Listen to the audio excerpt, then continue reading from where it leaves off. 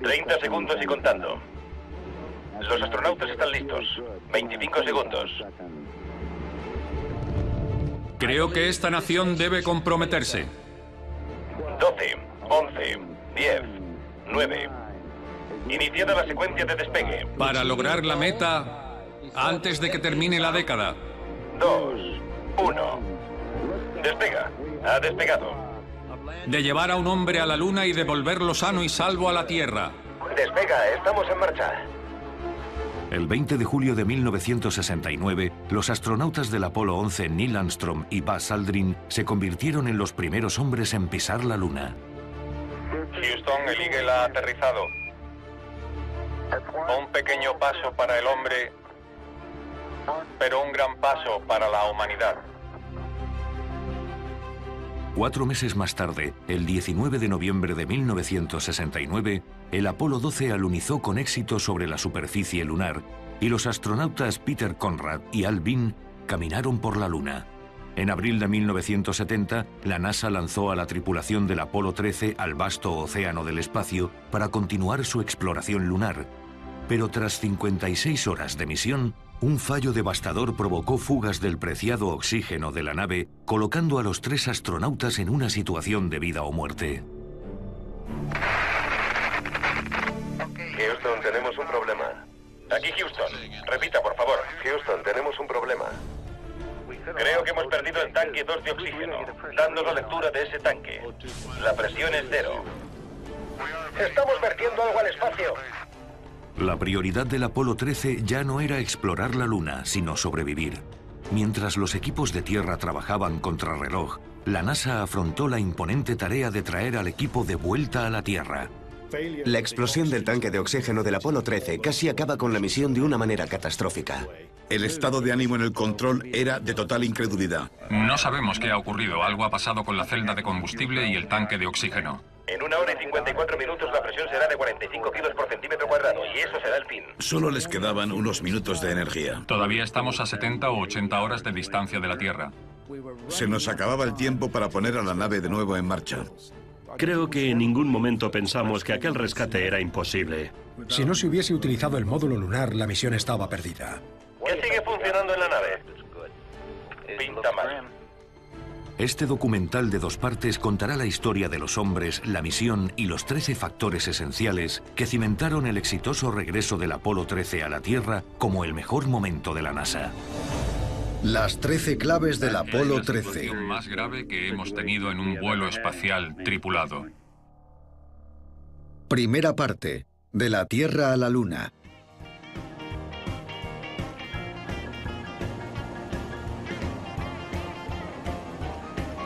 Abril de 1970. El programa espacial Apolo de la NASA está en pleno auge. En los últimos 16 meses se han enviado 12 hombres a la Luna y 4 de ellos han caminado por su superficie.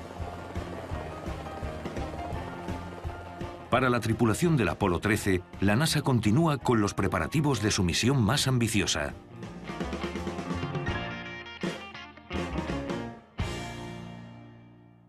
Jim Lovell, capitán de la Armada y astronauta veterano, es el comandante de la misión. Lovell es uno de los astronautas más experimentados de la NASA y el Apolo 13 será su 4º vuelo espacial.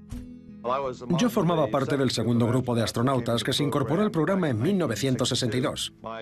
Mi experiencia previa consistía básicamente en aviación naval, sobre todo en vuelos de prueba. La NASA me asignó a 2 misiones Géminis. A Frank Borman y a mí nos asignaron a la misión Géminis 7. Luego, Buzz Aldrin y yo finalizamos el programa con la misión Géminis 12. Después, fui al Apolo. En realidad, yo era el suplente de Mike Collins. Mike se había lesionado el cuello y tuve que reemplazarle en el Apolo 8. Luego fui el suplente de Neil Armstrong en el Apolo 11. Y después pasé directamente al Apolo 13, que es la misión en la que me encuentro. Los primeros astronautas en alcanzar el grado de comandante en las primeras misiones Apolo eran pilotos de prueba. Realmente hacía falta ese tipo de perfil para poder hacerse con las naves, llegar a controlarlas perfectamente y obtener el mejor rendimiento posible de ellas. Junto a Lovell, en el Apolo 13 volarían 2 antiguos pilotos de prueba muy experimentados. Ken Mattingly, piloto del módulo de mando, y Fred Haise, piloto del módulo lunar. Tanto para Mattingly como para Haise, el Apolo 13 era su primer vuelo al espacio. Sin embargo, a solo 7 días del lanzamiento, la misión comenzó a tener problemas. Todo empezó justo antes del vuelo.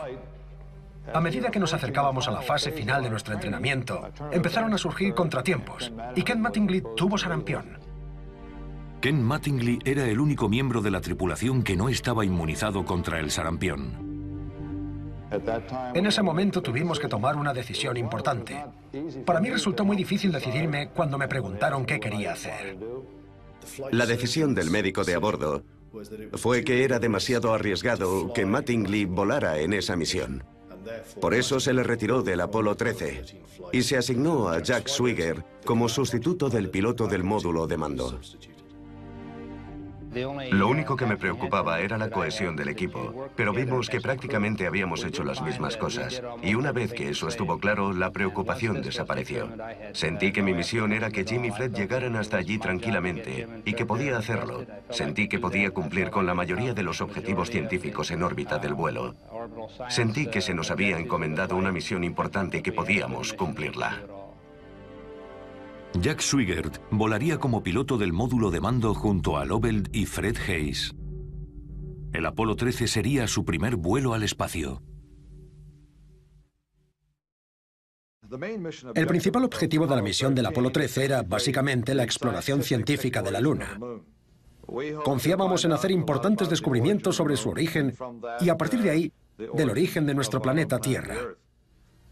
Por supuesto, teníamos objetivos secundarios relacionados con el desarrollo y pruebas de los propios sistemas espaciales para su uso en futuros vuelos a otros planetas.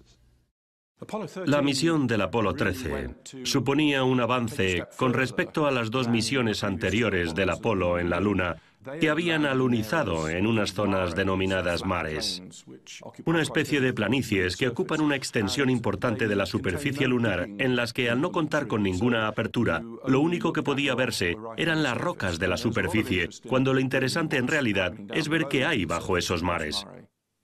El objetivo del Apolo 13 era llegar hasta un cráter en el que se había producido una enorme colisión con un asteroide, a raíz de la cual se habían desprendido materiales y se había abierto una especie de agujero a zonas más profundas de la corteza. El destino del Apolo 13 era una zona denominada Fra Mauro, en la que había algunos cúmulos con restos materiales producto del impacto. Ese era, a diferencia del Apolo 12, su principal objetivo: intentar conseguir rocas correspondientes a otra época de la Luna. El objetivo concreto de la misión es, por supuesto, alunizar en una zona elevada. Utilizaremos el módulo lunar para alunizar en un terreno montañoso o elevado denominado Fra Mauro, explorar ese terreno a pie e intentar averiguar exactamente cómo se formó, así como implementar un paquete experimental llamado ALSEP. Era una misión con una tripulación claramente interesada en el aspecto científico. En el caso del Apolo 11 y el Apolo 12, se trataba sobre todo de vuelos de ingeniería, aunque en ambos también se realizó mucho trabajo científico. Decidimos que íbamos a realizar un trabajo de flujos térmicos para medir cualquier calor potencial procedente de la Luna, y para eso hacía falta un taladro Black & Decker de 12 voltios, desarrollado especialmente para perforar agujeros de 3 metros, con un diámetro de 2,5 centímetros en la superficie lunar. El Apolo 12 no contó con un instrumento tan sofisticado. Fue difícil definir cómo se iba a utilizar el taladro. Tenían que perforar 2 agujeros, colocar 2 sondas en el interior y conectarlas con la estación central. Era el experimento más complejo que se había realizado hasta el momento. Pero el lema del Apolo 13 era: de la Luna, conocimiento. Y la verdad es que la tripulación estaba entusiasmada con el trabajo científico que iban a realizar. Sabíamos que harían todo lo que pudiesen con el equipo del que disponíamos y teníamos una excelente relación con ellos. Pero el público norteamericano no comparte el entusiasmo de la NASA por la próxima misión del Apolo.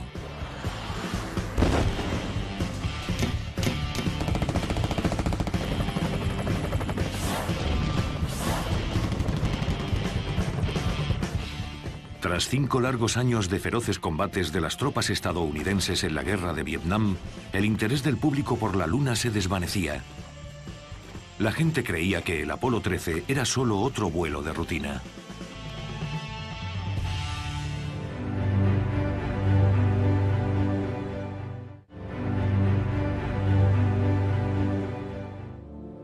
Día del lanzamiento, sábado 11 de abril de 1970.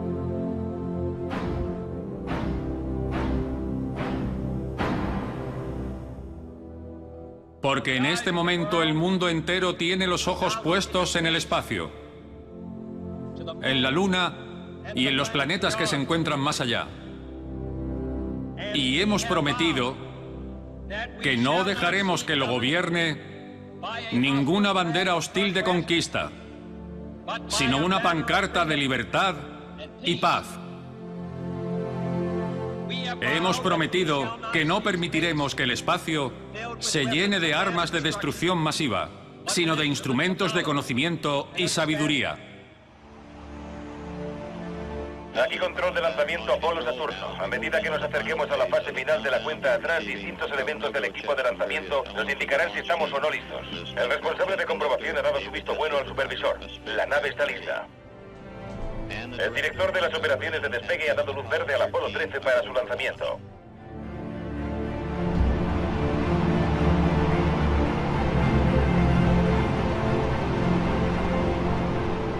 Un minuto y contando.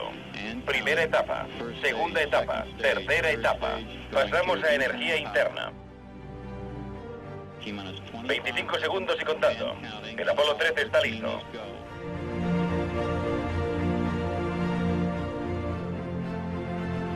...17, soltando guías... ...15, 14, 13, 12, 11, 10, 9, 8... ...secuencia de ignición iniciada... 6, 5, 4, 3, 2, 1...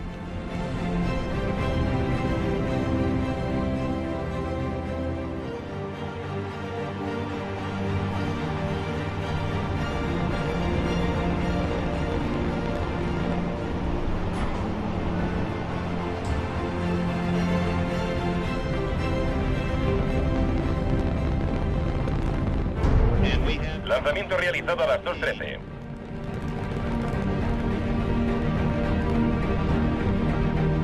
El Saturno 5 ha alcanzado un empuje de 3,5 millones de kilos y se ha desenganchado de la torre.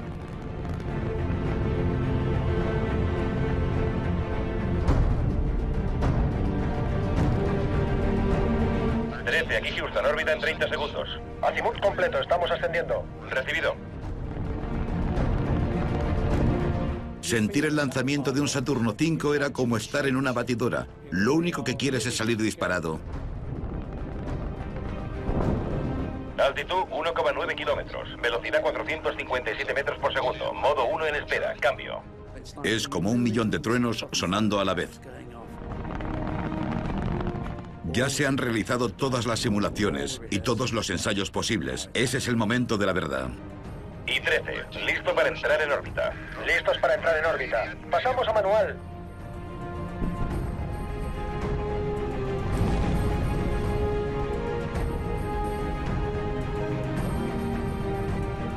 Cinco minutos y medio después del despegue, la tripulación comenzó a sentir unas vibraciones anormales antes de entrar en órbita. Motor interno. Confirmamos apagado del motor. Jim Lovell informó de que el motor interno se había apagado antes de tiempo. De pronto, el motor central interno se apagó 2 minutos antes de lo previsto. La tripulación estaba preocupada por el fallo del motor y se lo comunicaron al centro de control. Algo pasa. ¿Qué indican las lecturas? Houston, ¿qué pasa con el motor 5? Jim, aquí Houston. No sabemos por qué se ha apagado antes de tiempo, pero los otros motores están listos. ¿Estáis listos? Recibido. Les tranquilizaron diciendo que los otros 4 motores podrían ponerles en órbita sin ningún problema. En tan solo unos segundos supieron que eso no afectaría a la misión. Para el centro de control, la razón por la que se apagó el motor era un misterio que podría ser la salvación de toda la misión. Durante el ascenso a través de la atmósfera, se producen numerosas vibraciones en la nave. Estas vibraciones, denominadas pogo, por la forma que tienen los cohetes de vibrar sobre su propio eje, se llevan produciendo desde los primeros vuelos de cohetes propulsados con líquido. Estas vibraciones fueron un problema recurrente con los enormes motores del Saturno V, porque podían crear tal variación en la propulsión que literalmente el pogo podía llegar a destrozar el vehículo. En el Apolo 13 se produjeron 3 momentos pogo. Los dos primeros fueron similares a los que se conocían, pero el tercero casi pone fin a la misión de manera catastrófica. El motor central de la segunda fase llegó a vibrar en vertical 16 veces en un segundo, comprometiendo gravemente la estructura del Saturno V. Disponían de sensores en el interior que detectaban cuándo estaba ocurriendo esto, y uno de esos sensores apagó el grupo de los 5 motores centrales. Si el vehículo hubiese sufrido otro ciclo de estas intensas vibraciones, habría acabado excediendo sus límites estructurales, y eso habría sido catastrófico. Fue el vuelo del Apolo 13 lo que llevó a los ingenieros a revisar repetidamente el efecto Pogo, porque, obviamente, el vehículo se vio gravemente comprometido, y desde entonces se instalaron medidas para suprimir estas vibraciones. 13, aquí Houston. La trayectoria es buena, el empuje es bueno. Recibido. No tenemos muy claro por qué se ha apagado antes el motor interno, salvo por un fallo del mismo. Pero tal y como está todo ahora, estamos seguros de que podréis hacer la inyección translunar. Recibido. No hay nada como un lanzamiento interesante. Desde luego. Tras el apagado del motor, el vuelo continúa según lo previsto. Durante los 2 primeros días, el Apolo 13 sigue su trayectoria a la Luna en lo que tendría que ser la misión más tranquila del programa hasta la fecha. Vale, estáis en la cámara indiscreta. No nos habíamos dado cuenta, Vance. ¿Vale? Aquí es imposible peinarse. Supongo que tendrás que renunciar a algo. Deberíamos hacerle una foto a Jack, para que todas las chicas sepan que todavía está aquí. Sí, buena idea. Ahí está Big Jack. Vamos a conectar con el Apolo 13 a una distancia de 253.724 kilómetros.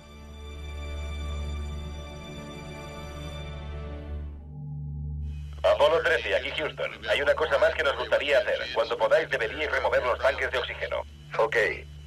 A la espera.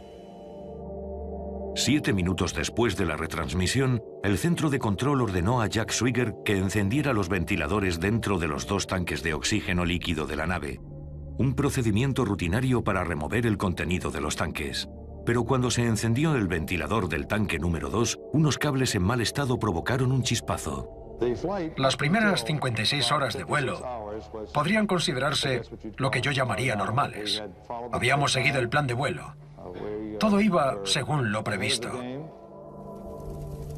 El oxígeno hizo que el fuego se propagara dentro del tanque. El rápido aumento de la presión provocó fracturas en el tanque.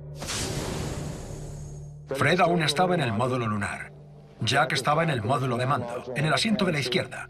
Y yo estaba en medio, en la plataforma inferior de equipamiento, lidiando con los cables de televisión y una cámara.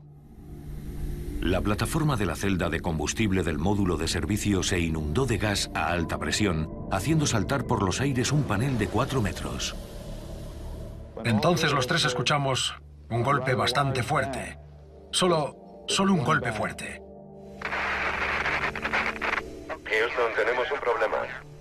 Aquí Houston, repite, por favor. Houston, tenemos un problema.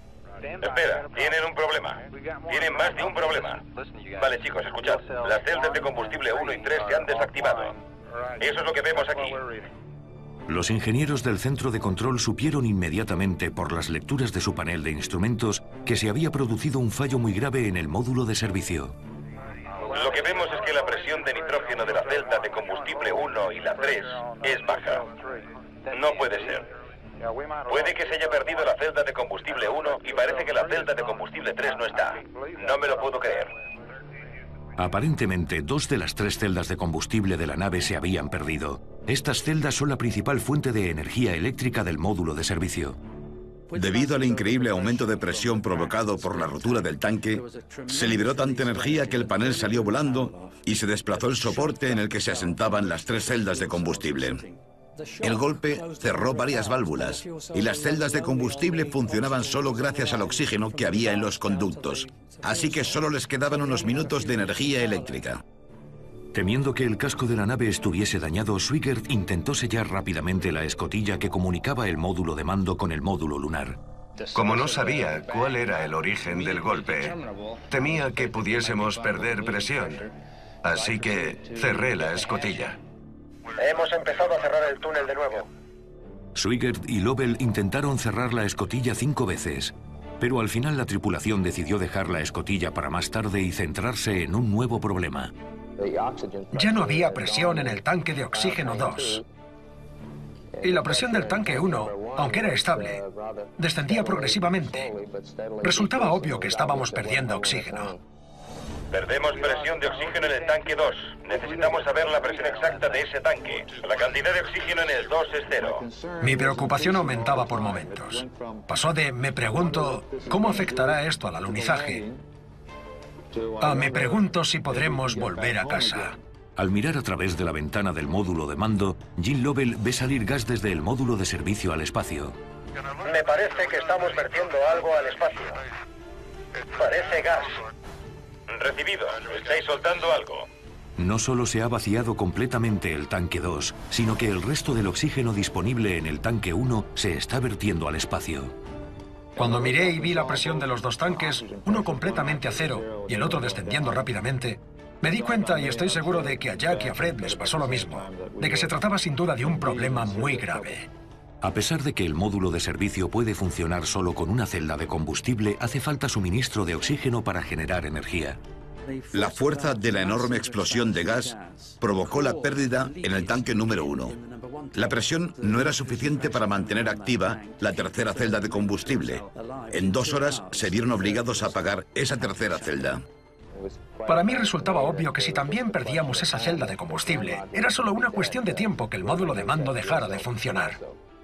Era la única manera de conseguir la electricidad necesaria para que funcionaran todos los sistemas que nos permitirían traerlos a casa. A más de 320.000 kilómetros de la Tierra, los astronautas Lovell, Hayes y Swigert siguen volando hacia la Luna en una nave espacial moribunda. La NASA tiene que improvisar un plan para traerlos a casa antes de que la única celda de combustible deje de funcionar.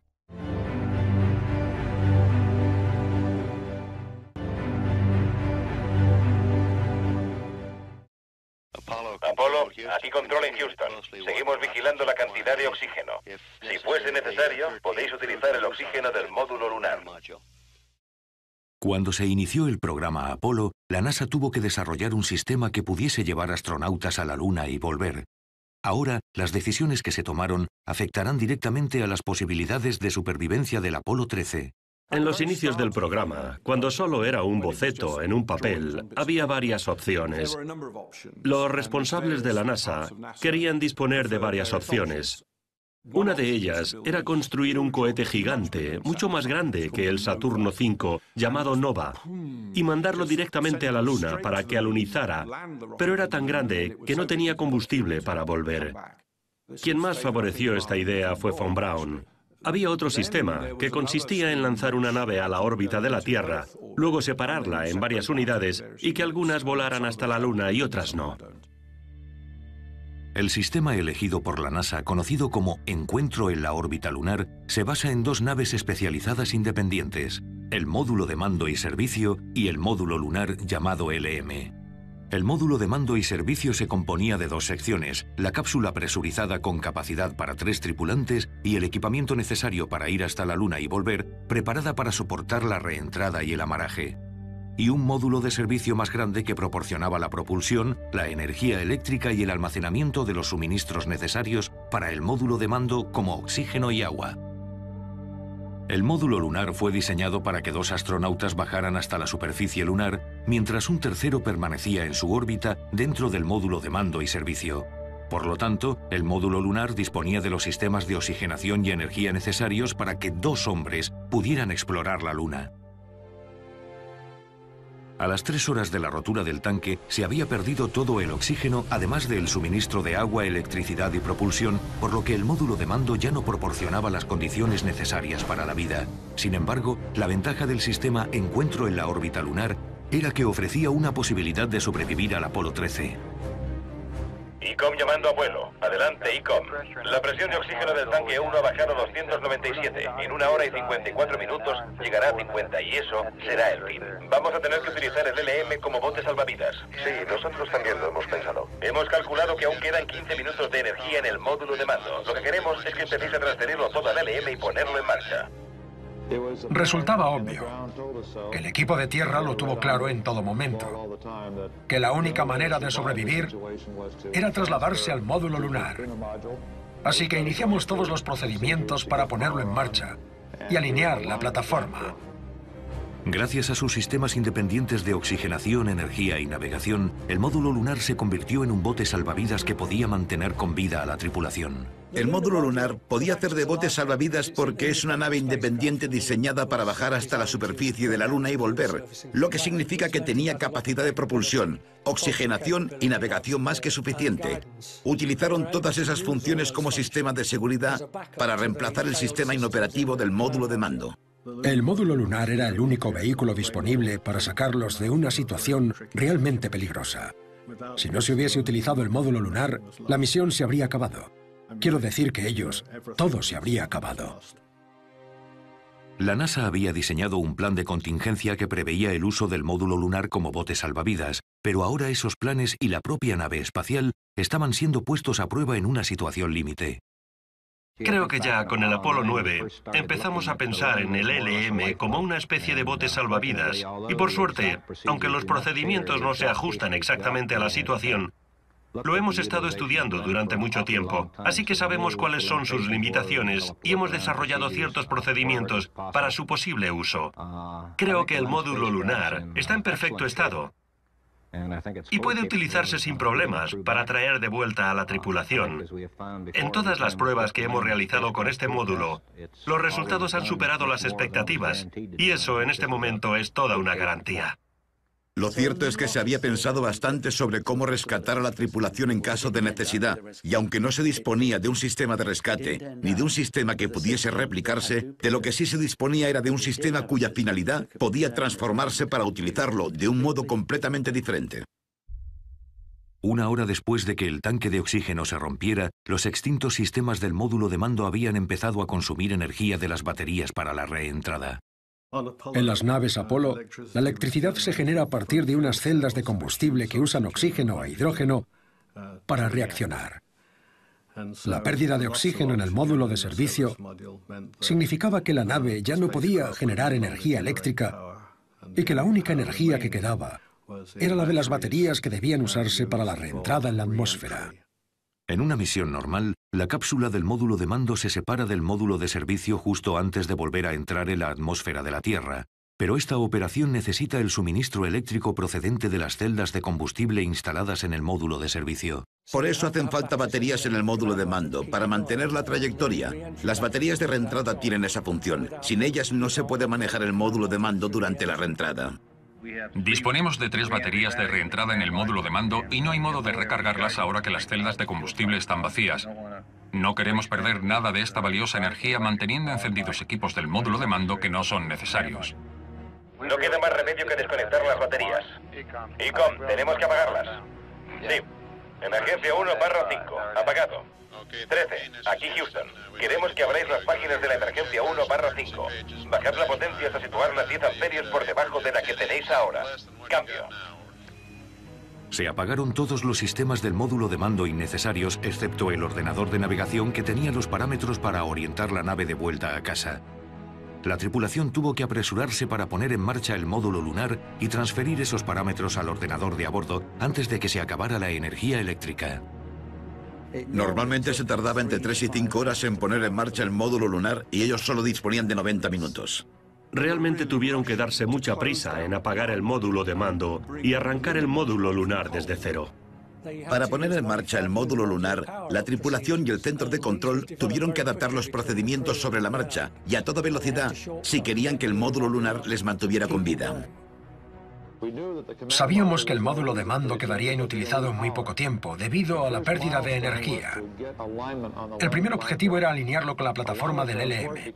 Estos ajustes son muy importantes, porque sin saber exactamente la altitud de la nave en el espacio, no hay modo de saber cómo calibrar los motores de esa nave para establecer la trayectoria adecuada y volver a casa. Era imprescindible que alineáramos los parámetros del módulo lunar. Una fase muy importante fue abandonar el módulo de mando. El sistema de altitud del LM no sabía dónde estaba apuntando. Normalmente la alineación de la referencia de navegación se basa en las estrellas. El problema era que con la explosión había muchos restos flotando alrededor de la nave. Había un montón de partículas que parecían luciérnagas en una noche oscura. Jim Lovell era incapaz de ver una referencia clara. Fred y yo fuimos al módulo lunar. Fred lo puso en marcha y empezó a alinear la plataforma. Necesitaban transferir los datos y las referencias del sistema de navegación del módulo de mando al módulo lunar. Utilizamos un procedimiento del protocolo de activación. Jack nos dio los ángulos. Lo cierto es que tenían que leer y literalmente gritarse las coordenadas para que las oyeran en el LM e introducirlas en su ordenador. Estaba tan preocupado por la exactitud de los cálculos que conecté con el centro de control para que los repitieran. Cuando los confirmaron, los introduje. Finalmente alineamos la plataforma. Una vez introducidos los parámetros en el sistema de navegación del módulo lunar, se apagó el módulo de mando para conservar la preciada energía de sus baterías. Establecido el módulo lunar como bote salvavidas, la NASA consiguió estabilizar la situación y ganar un poco de tiempo para la tripulación. Trabajaba como personal de apoyo en el Departamento de Navegación y Control del programa Apolo. En los primeros momentos, lo que más me preocupaba era entender qué había pasado y cómo se podía resolver la situación. Y aunque todo el mundo se encontraba bajo mucha presión, nadie se dio por vencido.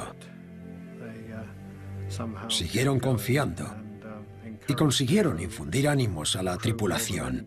Ellos sabían mejor que nadie lo seria que era la situación. Parecía que había cierta calma mientras se buscaban respuestas.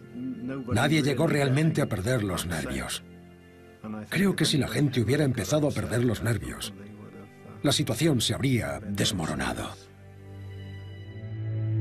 Ahora, la NASA debía centrarse en la mejor estrategia para traer el Apolo 13 de vuelta a casa.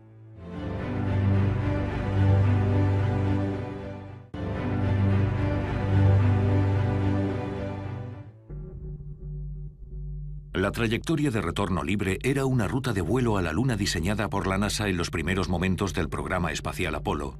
Esta trayectoria, utilizada con el Saturno V, enviaría los módulos de mando y lunar a la Luna y utilizaría su gravedad para catapultar la nave de vuelta a la Tierra sin necesidad de más propulsión.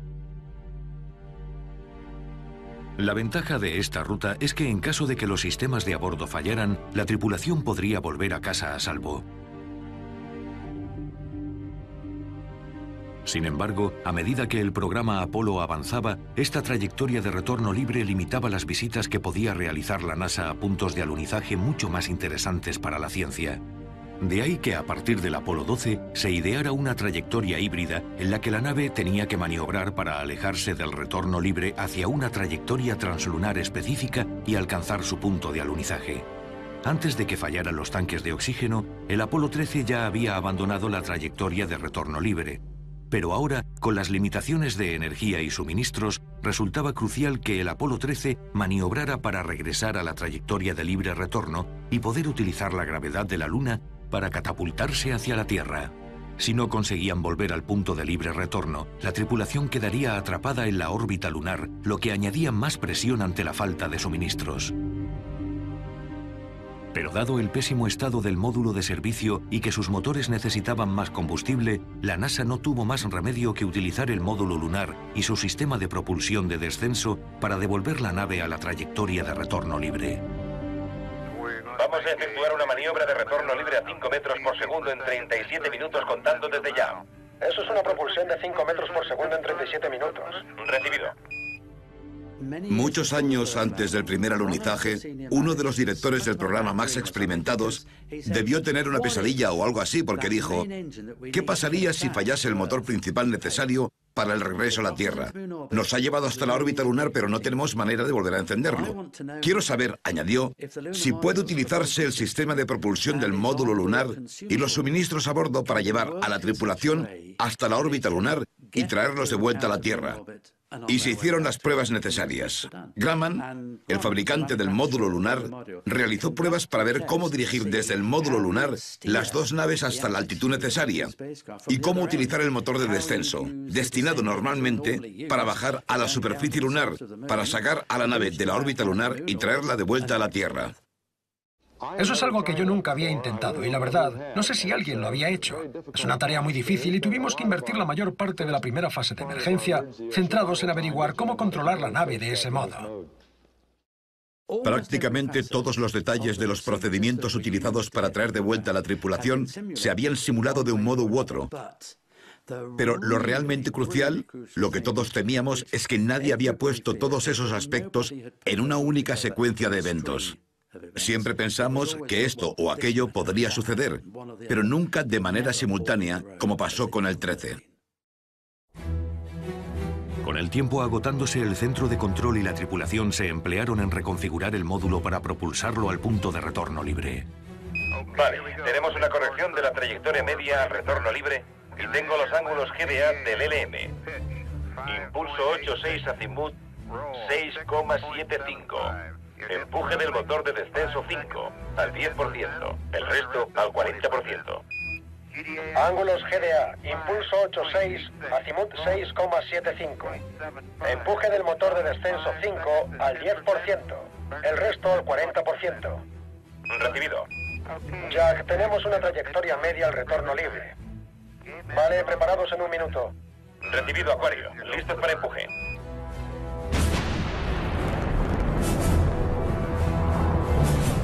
$40%. Ok, va bien.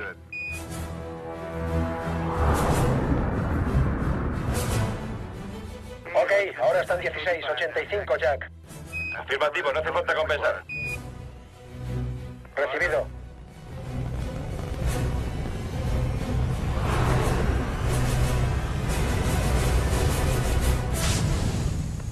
Apagado automático, Houston. Propulsión finalizada.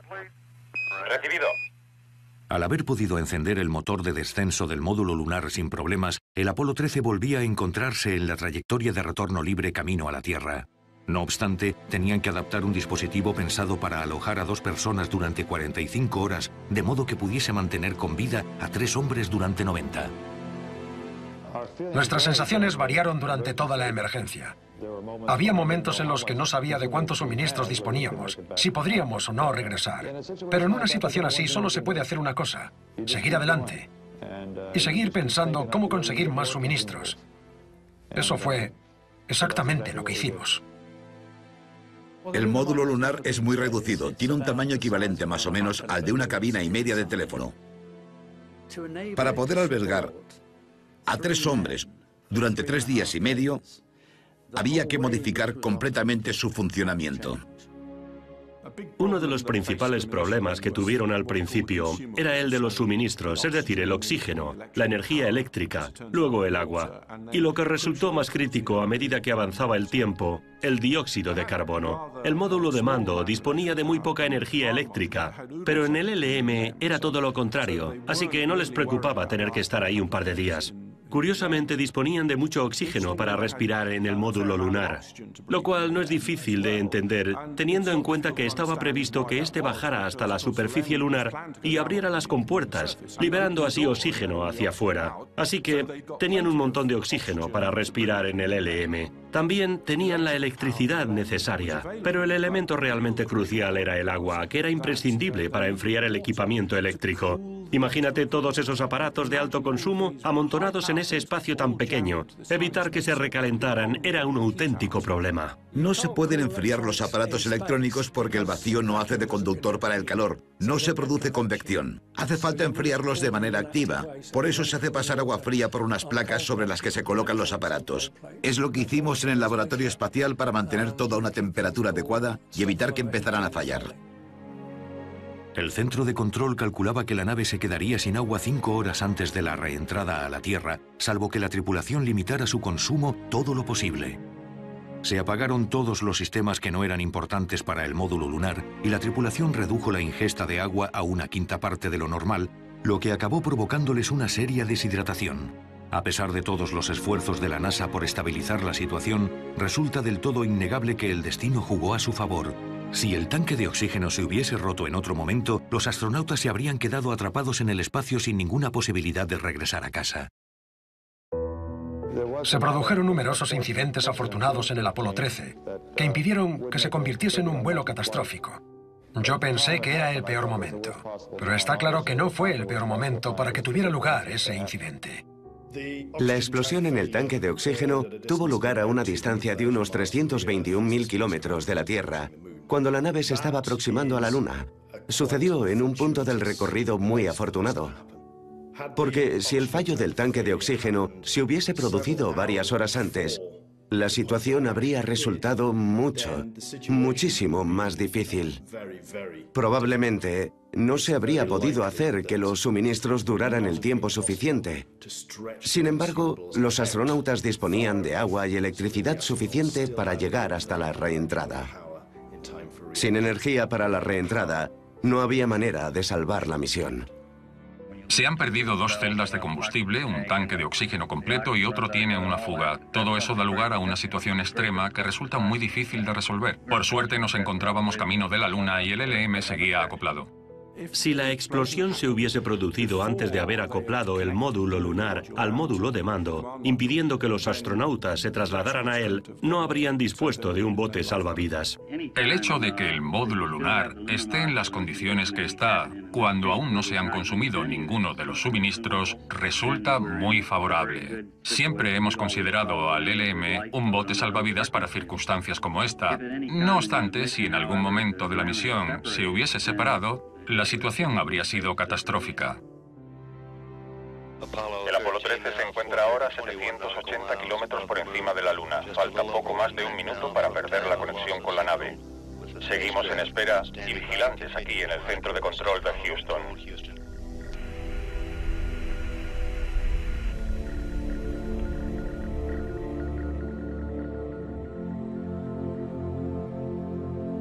Aún se encuentran a unas 70 u 80 horas de la Tierra.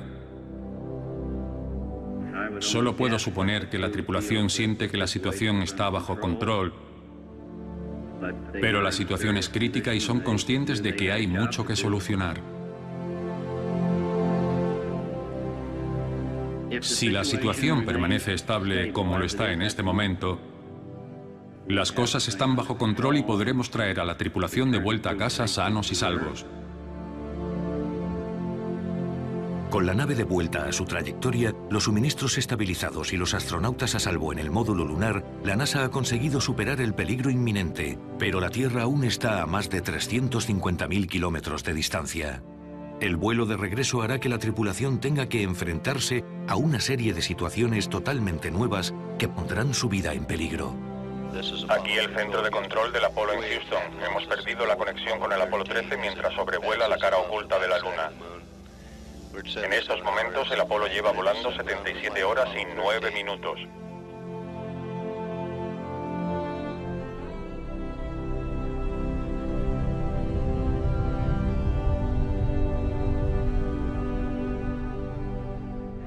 En el próximo capítulo... Los niveles de dióxido de carbono dentro del LM están aumentando. No había forma humana de que los astronautas sobrevivieran. ¿De qué información disponíamos? ¿Cómo podíamos superar este problema? El escudo térmico no está diseñado para funcionar en el espacio abierto durante mucho tiempo. La tripulación empezaba a encontrarse mal. La temperatura dentro de la nave seguía descendiendo y me estaba congelando. Las condiciones eran nefastas. La situación era de una emergencia total.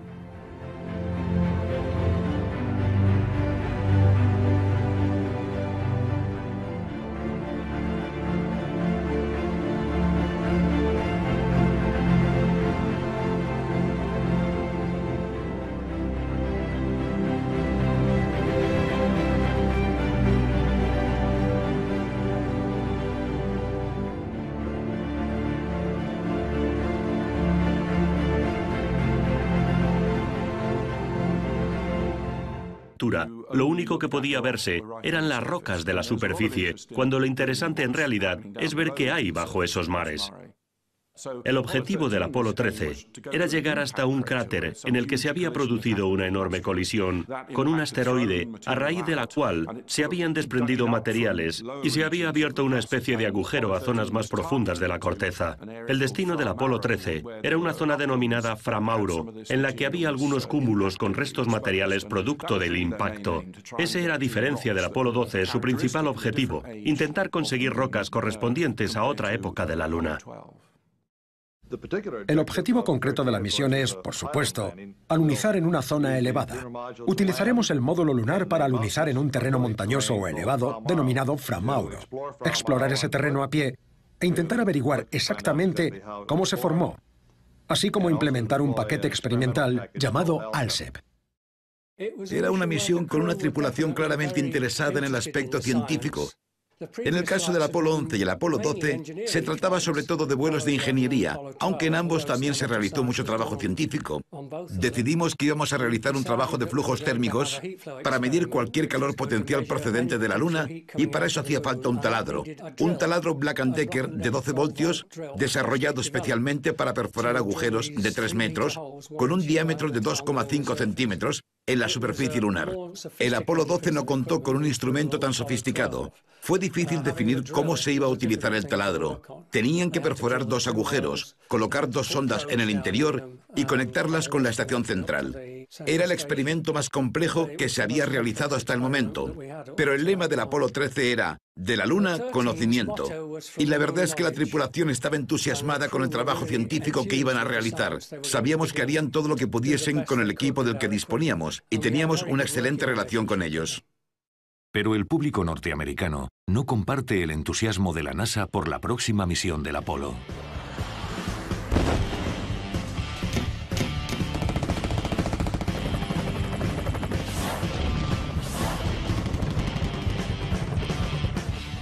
Tras 5 largos años de feroces combates de las tropas estadounidenses en la guerra de Vietnam, el interés del público por la Luna se desvanecía. La gente creía que el Apolo 13 era solo otro vuelo de rutina.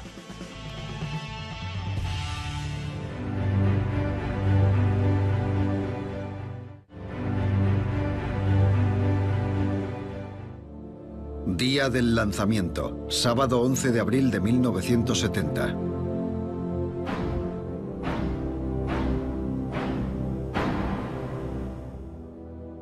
Porque en este momento el mundo entero tiene los ojos puestos en el espacio, en la Luna y en los planetas que se encuentran más allá.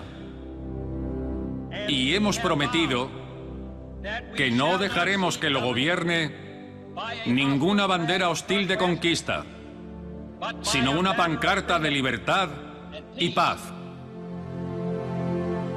Hemos prometido que no permitiremos que el espacio se llene de armas de destrucción masiva, sino de instrumentos de conocimiento y sabiduría. Aquí control de lanzamiento Apolo Saturno. A medida que nos acerquemos a la fase final de la cuenta atrás, distintos elementos del equipo de lanzamiento nos indicarán si estamos o no listos. El responsable de comprobación ha dado su visto bueno al supervisor. La nave está lista. El director de las operaciones de despegue ha dado luz verde al Apolo 13 para su lanzamiento.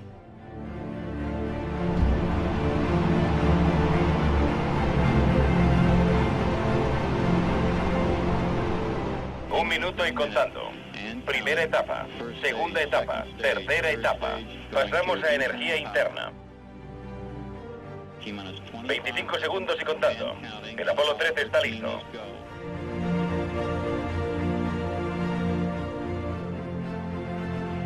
17. Soltando guías. 15, 14, 13, 12, 11, 10, 9, 8.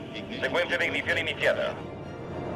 6, 5, 4, 3, 2, 1.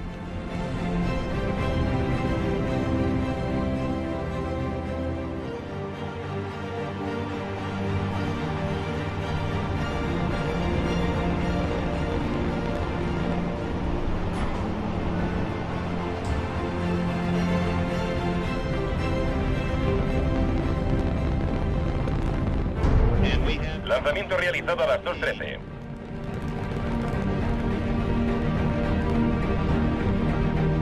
El Saturno 5 ha alcanzado un empuje de 3,5 millones de kilos y se ha desenganchado de la torre.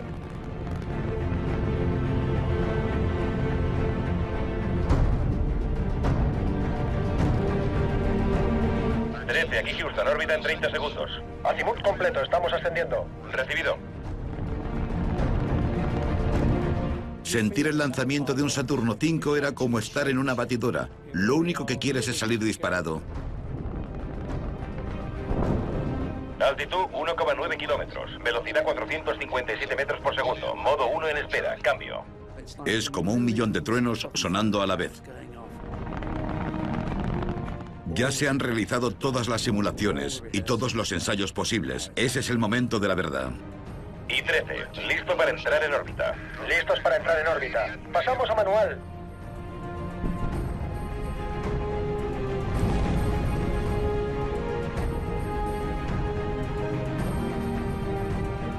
Cinco minutos y medio después del despegue, la tripulación comenzó a sentir unas vibraciones anormales antes de entrar en órbita. Motor interno. Confirmamos apagado del motor. Jim Lovell informó de que el motor interno se había apagado antes de tiempo. De pronto, el motor central interno se apagó 2 minutos antes de lo previsto. La tripulación estaba preocupada por el fallo del motor y se lo comunicaron al centro de control. Algo pasa. ¿Qué indican las lecturas? Houston, ¿qué pasa con el motor 5? Jim, aquí Houston. No sabemos por qué se ha apagado antes de tiempo, pero los otros motores están listos. ¿Estáis listos? Recibido. Les tranquilizaron diciendo que los otros 4 motores podrían ponerles en órbita sin ningún problema. En tan solo unos segundos supieron que eso no afectaría a la misión. Para el centro de control, la razón por la que se apagó el motor era un misterio que podría ser la salvación de toda la misión. Durante el ascenso a través de la atmósfera, se producen numerosas vibraciones en la nave. Estas vibraciones, denominadas pogo, por la forma que tienen los cohetes de vibrar sobre su propio eje, se llevan produciendo desde los primeros vuelos de cohetes propulsados con líquido. 30 segundos y contando. Los astronautas están listos. 25 segundos. Creo que esta nación debe comprometerse. 12, 11, 10, 9. Iniciada la secuencia de despegue. Para lograr la meta antes de que termine la década. 2, 1. Despega. Ha despegado. De llevar a un hombre a la Luna y devolverlo sano y salvo a la Tierra. Despega, estamos en marcha. El 20 de julio de 1969, los astronautas del Apolo 11 Neil Armstrong y Buzz Aldrin se convirtieron en los primeros hombres en pisar la Luna. Houston, el Eagle ha aterrizado. Un pequeño paso para el hombre, pero un gran paso para la humanidad. 4 meses más tarde, el 19 de noviembre de 1969, el Apolo 12 alunizó con éxito sobre la superficie lunar y los astronautas Peter Conrad y Al Bean caminaron por la Luna. En abril de 1970, la NASA lanzó a la tripulación del Apolo 13 al vasto océano del espacio para continuar su exploración lunar. Pero tras 56 horas de misión, un fallo devastador provocó fugas del preciado oxígeno de la nave, colocando a los 3 astronautas en una situación de vida o muerte. Houston, tenemos un problema. Aquí Houston. Repita, por favor. Houston, tenemos un problema. Creo que hemos perdido el tanque 2 de oxígeno. Dándonos lectura de ese tanque. La presión es 0. Estamos vertiendo algo al espacio. La prioridad del Apolo 13 ya no era explorar la Luna, sino sobrevivir. Mientras los equipos de tierra trabajaban contrarreloj, la NASA afrontó la imponente tarea de traer al equipo de vuelta a la Tierra. La explosión del tanque de oxígeno del Apolo 13 casi acaba con la misión de una manera catastrófica.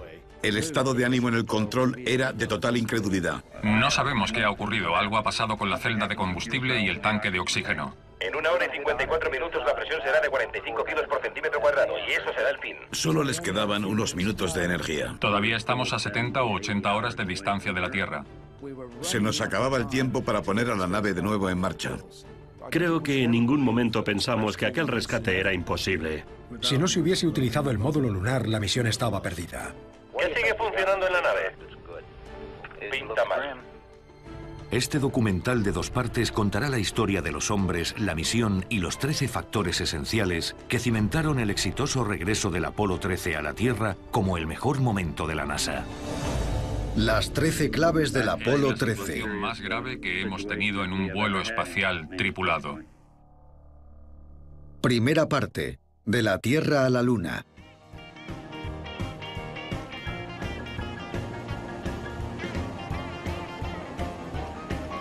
Abril de 1970. El programa espacial Apolo de la NASA está en pleno auge. En los últimos 16 meses se han enviado 12 hombres a la Luna y 4 de ellos han caminado por su superficie. Para la tripulación del Apolo 13, la NASA continúa con los preparativos de su misión más ambiciosa.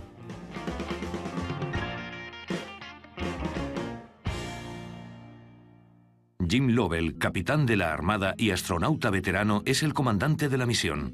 Lovell es uno de los astronautas más experimentados de la NASA y el Apolo 13 será su 4º vuelo espacial.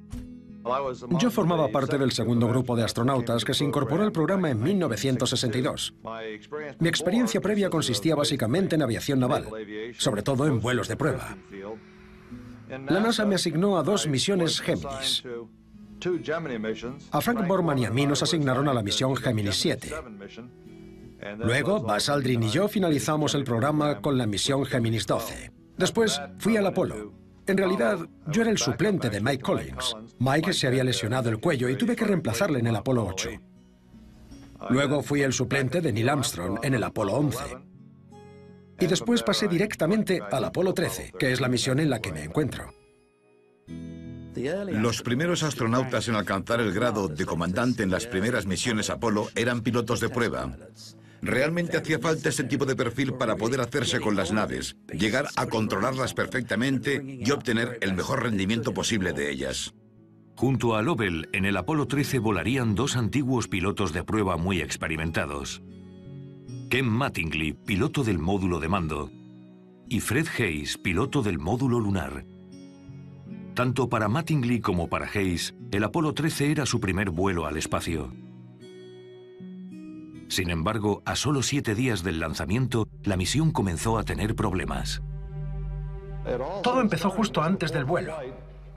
A medida que nos acercábamos a la fase final de nuestro entrenamiento, empezaron a surgir contratiempos, y Ken Mattingly tuvo sarampión. Ken Mattingly era el único miembro de la tripulación que no estaba inmunizado contra el sarampión. En ese momento tuvimos que tomar una decisión importante. Para mí resultó muy difícil decidirme cuando me preguntaron qué quería hacer. La decisión del médico de a bordo fue que era demasiado arriesgado que Mattingly volara en esa misión. Por eso se le retiró del Apolo 13 y se asignó a Jack Swigert como sustituto del piloto del módulo de mando. Lo único que me preocupaba era la cohesión del equipo, pero vimos que prácticamente habíamos hecho las mismas cosas. Y una vez que eso estuvo claro, la preocupación desapareció. Sentí que mi misión era que Jim y Fred llegaran hasta allí tranquilamente y que podía hacerlo. Sentí que podía cumplir con la mayoría de los objetivos científicos en órbita del vuelo. Sentí que se nos había encomendado una misión importante y que podíamos cumplirla. Jack Swigert volaría como piloto del módulo de mando junto a Lovell y Fred Haise. El Apolo 13 sería su primer vuelo al espacio. El principal objetivo de la misión del Apolo 13 era básicamente la exploración científica de la Luna. Confiábamos en hacer importantes descubrimientos sobre su origen y a partir de ahí, del origen de nuestro planeta Tierra.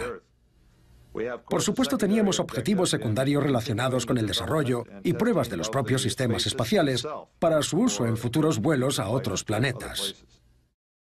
La misión del Apolo 13 suponía un avance con respecto a las 2 misiones anteriores del Apolo en la Luna, que habían alunizado en unas zonas denominadas mares, una especie de planicies que ocupan una extensión importante de la superficie lunar, en las que, al no contar con ninguna apertura... La NASA tiene que improvisar un plan para traerlos a casa antes de que la única celda de combustible deje de funcionar.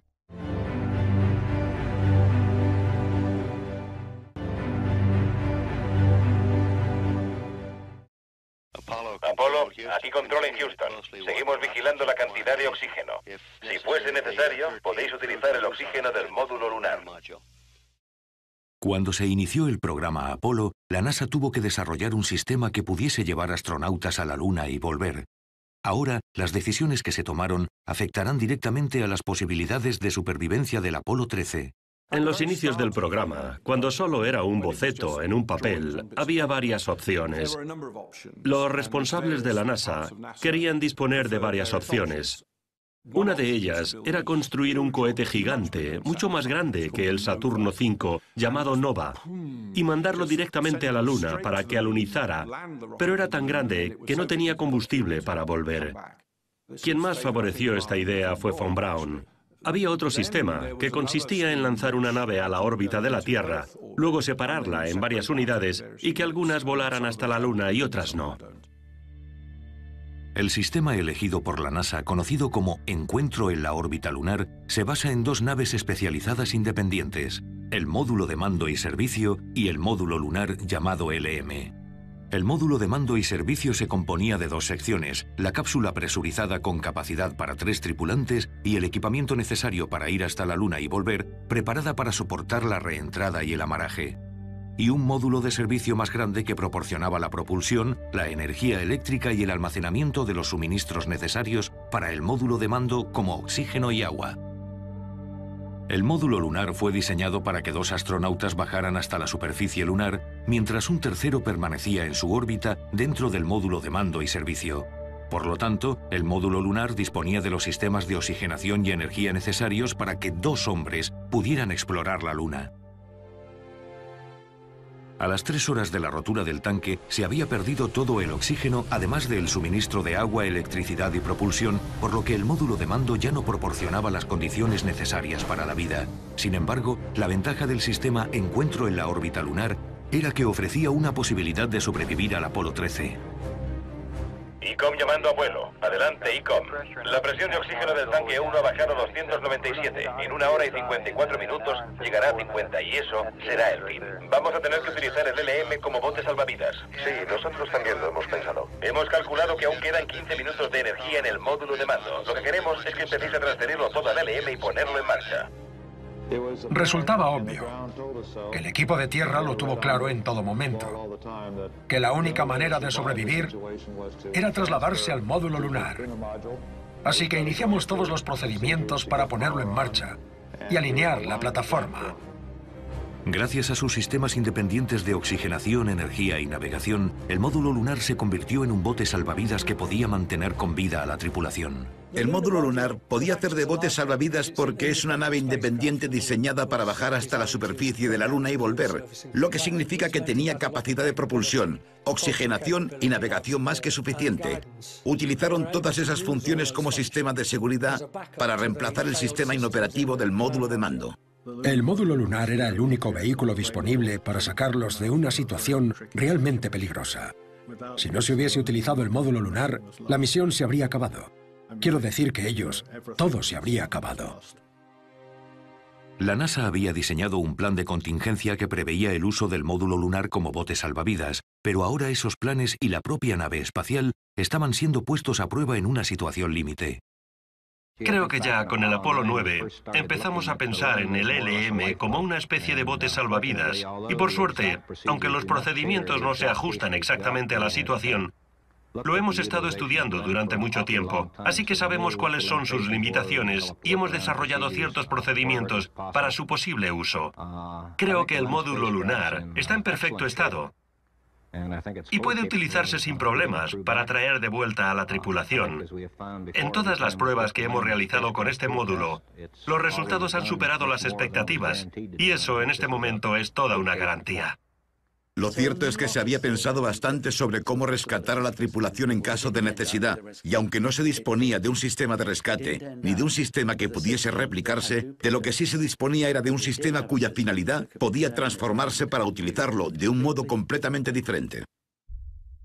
Una hora después de que el tanque de oxígeno se rompiera, los extintos sistemas del módulo de mando habían empezado a consumir energía de las baterías para la reentrada.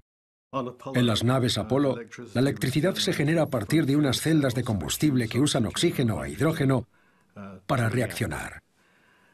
La pérdida de oxígeno en el módulo de servicio significaba que la nave ya no podía generar energía eléctrica y que la única energía que quedaba era la de las baterías que debían usarse para la reentrada en la atmósfera. En una misión normal, la cápsula del módulo de mando se separa del módulo de servicio justo antes de volver a entrar en la atmósfera de la Tierra, pero esta operación necesita el suministro eléctrico procedente de las celdas de combustible instaladas en el módulo de servicio. Por eso hacen falta baterías en el módulo de mando, para mantener la trayectoria. Las baterías de reentrada tienen esa función. Sin ellas no se puede manejar el módulo de mando durante la reentrada. Disponemos de 3 baterías de reentrada en el módulo de mando y no hay modo de recargarlas ahora que las celdas de combustible están vacías. No queremos perder nada de esta valiosa energía manteniendo encendidos equipos del módulo de mando que no son necesarios. No queda más remedio que desconectar las baterías. ICOM, tenemos que apagarlas. Sí. Emergencia 1/5. Apagado. 13. Aquí Houston. Queremos que abráis las páginas de la emergencia 1/5. Bajad la potencia hasta situarla 10 amperios por debajo de la que tenéis ahora. Cambio. Se apagaron todos los sistemas del módulo de mando innecesarios, excepto el ordenador de navegación que tenía los parámetros para orientar la nave de vuelta a casa. La tripulación tuvo que apresurarse para poner en marcha el módulo lunar y transferir esos parámetros al ordenador de a bordo antes de que se acabara la energía eléctrica. Normalmente se tardaba entre 3 y 5 horas en poner en marcha el módulo lunar y ellos solo disponían de 90 minutos. Realmente tuvieron que darse mucha prisa en apagar el módulo de mando y arrancar el módulo lunar desde cero. Para poner en marcha el módulo lunar, la tripulación y el centro de control tuvieron que adaptar los procedimientos sobre la marcha y a toda velocidad si querían que el módulo lunar les mantuviera con vida. Sabíamos que el módulo de mando quedaría inutilizado en muy poco tiempo, debido a la pérdida de energía. El primer objetivo era alinearlo con la plataforma del LM. Estas vibraciones fueron un problema recurrente con los enormes motores del Saturno V, porque podían crear tal variación en la propulsión que literalmente el pogo podía llegar a destrozar el vehículo. En el Apolo 13 se produjeron 3 momentos pogo. Los 2 primeros fueron similares a los que se conocían, pero el tercero casi pone fin a la misión de manera catastrófica. El motor central de la segunda fase llegó a vibrar en vertical 16 veces en un segundo, comprometiendo gravemente la estructura del Saturno V. Disponían de sensores en el interior que detectaban cuándo estaba ocurriendo esto, y uno de esos sensores apagó el grupo de los 5 motores centrales. Si el vehículo hubiese sufrido otro ciclo de estas intensas vibraciones, habría acabado excediendo sus límites estructurales, y eso habría sido catastrófico. Fue el vuelo del Apolo 13 lo que llevó a los ingenieros a revisar repetidamente el efecto pogo, porque, obviamente, el vehículo se vio gravemente comprometido, y desde entonces se instalaron medidas para suprimir estas vibraciones. 13, aquí Houston. La trayectoria es buena, el empuje es bueno. Recibido. No tenemos muy claro por qué se ha apagado antes el motor interno, salvo por un fallo del mismo. Pero tal y como está todo ahora, estamos seguros de que podréis hacer la inyección translunar. Recibido. No hay nada como un lanzamiento interesante. Desde luego. Tras el apagado del motor, el vuelo continúa según lo previsto. Durante los 2 primeros días, el Apolo 13 sigue su trayectoria a la Luna en lo que tendría que ser la misión más tranquila del programa hasta la fecha. Vale, estáis en la cámara indiscreta. No nos habíamos dado cuenta, Vance. ¿Vale? Aquí es imposible peinarse. Supongo que tendrás que renunciar a algo. Deberíamos hacerle una foto a Jack, para que todas las chicas sepan que todavía está aquí. Sí, buena idea. Ahí está Big Jack. Vamos a conectar con el Apolo 13 a una distancia de 253.724 kilómetros.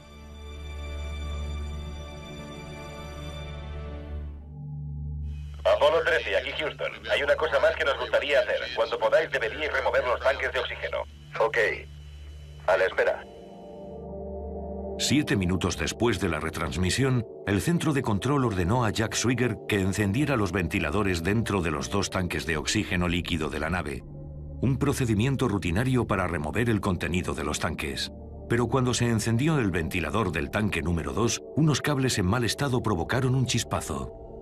Las primeras 56 horas de vuelo podrían considerarse lo que yo llamaría normales. Habíamos seguido el plan de vuelo. Todo iba según lo previsto. El oxígeno hizo que el fuego se propagara dentro del tanque. El rápido aumento de la presión provocó fracturas en el tanque.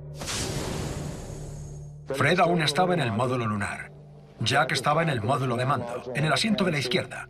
Y yo estaba en medio, en la plataforma inferior de equipamiento, lidiando con los cables de televisión y una cámara. La plataforma de la celda de combustible del módulo de servicio se inundó de gas a alta presión, haciendo saltar por los aires un panel de 4 metros. Entonces los tres escuchamos un golpe bastante fuerte. Solo un golpe fuerte. Houston, tenemos un problema. Aquí Houston, repite, por favor. Houston, tenemos un problema. Espera, tienen un problema. Tienen más de un problema. Vale, chicos, escuchad. Las celdas de combustible 1 y 3 se han desactivado. Eso es lo que vemos aquí. Los ingenieros del centro de control supieron inmediatamente por las lecturas de su panel de instrumentos que se había producido un fallo muy grave en el módulo de servicio. Lo que vemos es que la presión de nitrógeno de la celda de combustible 1 y la 3 es baja. No puede ser. Puede que se haya perdido la celda de combustible 1 y parece que la celda de combustible 3 no está. No me lo puedo creer. Aparentemente, 2 de las 3 celdas de combustible de la nave se habían perdido. Estas celdas son la principal fuente de energía eléctrica del módulo de servicio. Debido al increíble aumento de presión provocado por la rotura del tanque, se liberó tanta energía que el panel salió volando y se desplazó el soporte en el que se asentaban las 3 celdas de combustible. El golpe cerró varias válvulas y las celdas de combustible funcionaban solo gracias al oxígeno que había en los conductos, así que solo les quedaban unos minutos de energía eléctrica. Temiendo que el casco de la nave estuviese dañado, Swigert intentó sellar rápidamente la escotilla que comunicaba el módulo de mando con el módulo lunar. Como no sabía cuál era el origen del golpe, temía que pudiésemos perder presión, así que cerré la escotilla. Hemos empezado a cerrar el túnel de nuevo. Swigert y Lovell intentaron cerrar la escotilla 5 veces, pero al final la tripulación decidió dejar la escotilla para más tarde y centrarse en un nuevo problema. Ya no había presión en el tanque de oxígeno 2. Y la presión del tanque 1, aunque era estable, descendía progresivamente. Resultaba obvio que estábamos perdiendo oxígeno. Perdemos presión de oxígeno en el tanque 2. Necesitamos saber la presión exacta de ese tanque. La cantidad de oxígeno en el 2 es 0. Mi preocupación aumentaba por momentos. Pasó de me pregunto cómo afectará esto al alunizaje a me pregunto si podremos volver a casa. Al mirar a través de la ventana del módulo de mando, Jim Lovell ve salir gas desde el módulo de servicio al espacio.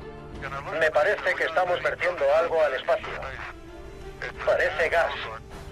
Recibido. Estáis soltando algo. No solo se ha vaciado completamente el tanque 2, sino que el resto del oxígeno disponible en el tanque 1 se está vertiendo al espacio. Cuando miré y vi la presión de los 2 tanques, uno completamente a 0 y el otro descendiendo rápidamente, me di cuenta, y estoy seguro de que a Jack y a Fred les pasó lo mismo, de que se trataba sin duda de un problema muy grave. A pesar de que el módulo de servicio puede funcionar solo con una celda de combustible, hace falta suministro de oxígeno para generar energía. La fuerza de la enorme explosión de gas provocó la pérdida en el tanque número 1.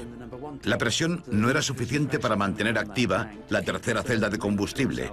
En 2 horas se vieron obligados a apagar esa tercera celda.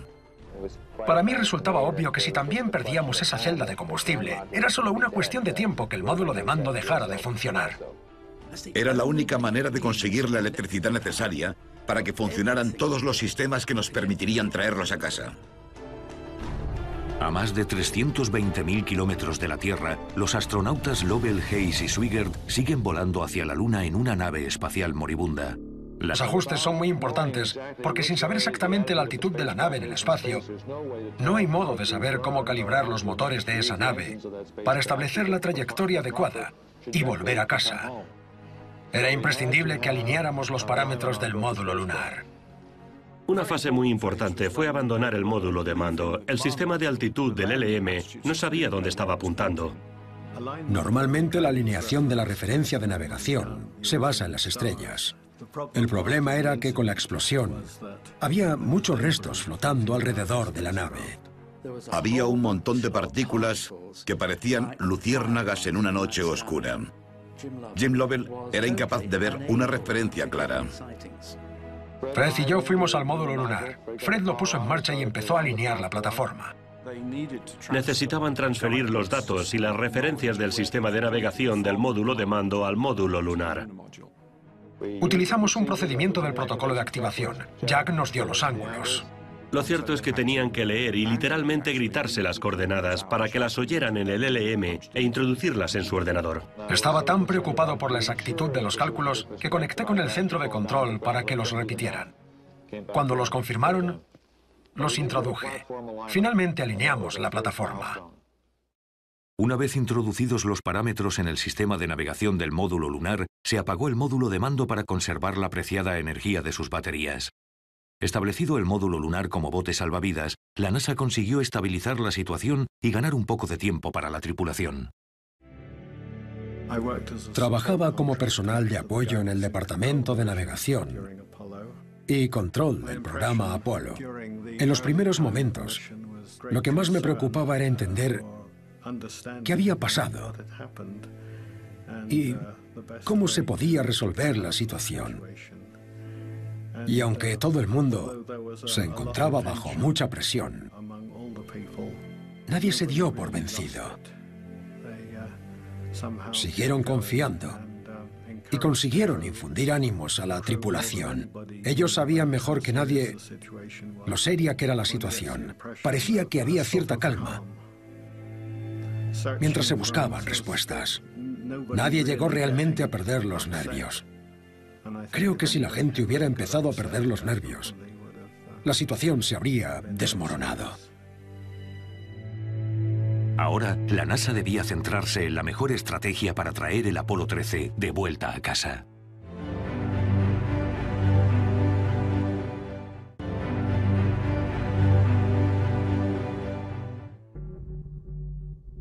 La trayectoria de retorno libre era una ruta de vuelo a la Luna diseñada por la NASA en los primeros momentos del programa espacial Apolo. Esta trayectoria, utilizada con el Saturno V, enviaría los módulos de mando y lunar a la Luna y utilizaría su gravedad para catapultar la nave de vuelta a la Tierra sin necesidad de más propulsión. La ventaja de esta ruta es que en caso de que los sistemas de a bordo fallaran, la tripulación podría volver a casa a salvo. Sin embargo, a medida que el programa Apolo avanzaba, esta trayectoria de retorno libre limitaba las visitas que podía realizar la NASA a puntos de alunizaje mucho más interesantes para la ciencia. De ahí que a partir del Apolo 12 se ideara una trayectoria híbrida en la que la nave tenía que maniobrar para alejarse del retorno libre hacia una trayectoria translunar específica y alcanzar su punto de alunizaje. Antes de que fallaran los tanques de oxígeno, el Apolo 13 ya había abandonado la trayectoria de retorno libre. Pero ahora, con las limitaciones de energía y suministros, resultaba crucial que el Apolo 13 maniobrara para regresar a la trayectoria de libre retorno y poder utilizar la gravedad de la Luna para catapultarse hacia la Tierra. Si no conseguían volver al punto de libre retorno, la tripulación quedaría atrapada en la órbita lunar, lo que añadía más presión ante la falta de suministros. Pero dado el pésimo estado del módulo de servicio y que sus motores necesitaban más combustible, la NASA no tuvo más remedio que utilizar el módulo lunar y su sistema de propulsión de descenso para devolver la nave a la trayectoria de retorno libre. Vamos a efectuar una maniobra de retorno libre a 5 metros por segundo en 37 minutos contando desde ya. Eso es una propulsión de 5 metros por segundo en 37 minutos. Recibido. Muchos años antes del primer alunizaje, uno de los directores del programa más experimentados debió tener una pesadilla o algo así porque dijo: ¿qué pasaría si fallase el motor principal necesario para el regreso a la Tierra? Nos ha llevado hasta la órbita lunar, pero no tenemos manera de volver a encenderlo. Quiero saber, añadió, si puede utilizarse el sistema de propulsión del módulo lunar y los suministros a bordo para llevar a la tripulación hasta la órbita lunar y traerlos de vuelta a la Tierra.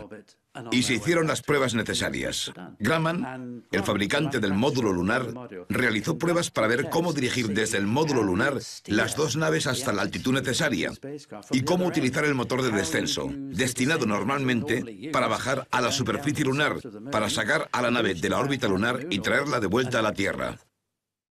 Eso es algo que yo nunca había intentado y la verdad, no sé si alguien lo había hecho. Es una tarea muy difícil y tuvimos que invertir la mayor parte de la primera fase de emergencia centrados en averiguar cómo controlar la nave de ese modo. Prácticamente todos los detalles de los procedimientos utilizados para traer de vuelta a la tripulación se habían simulado de un modo u otro.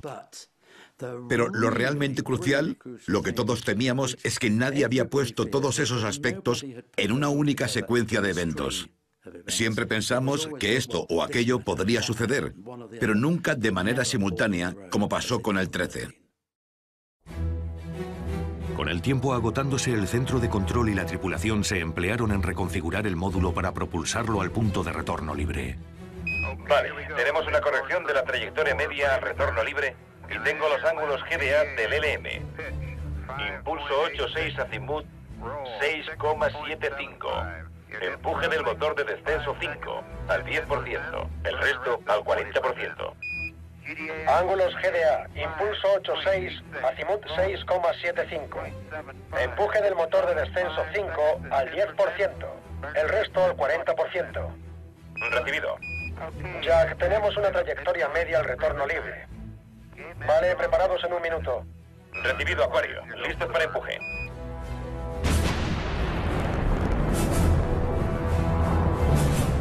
¿40%? Ok, va bien.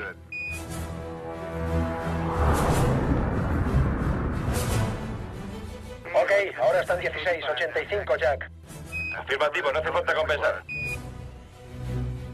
Tres celdas de combustible.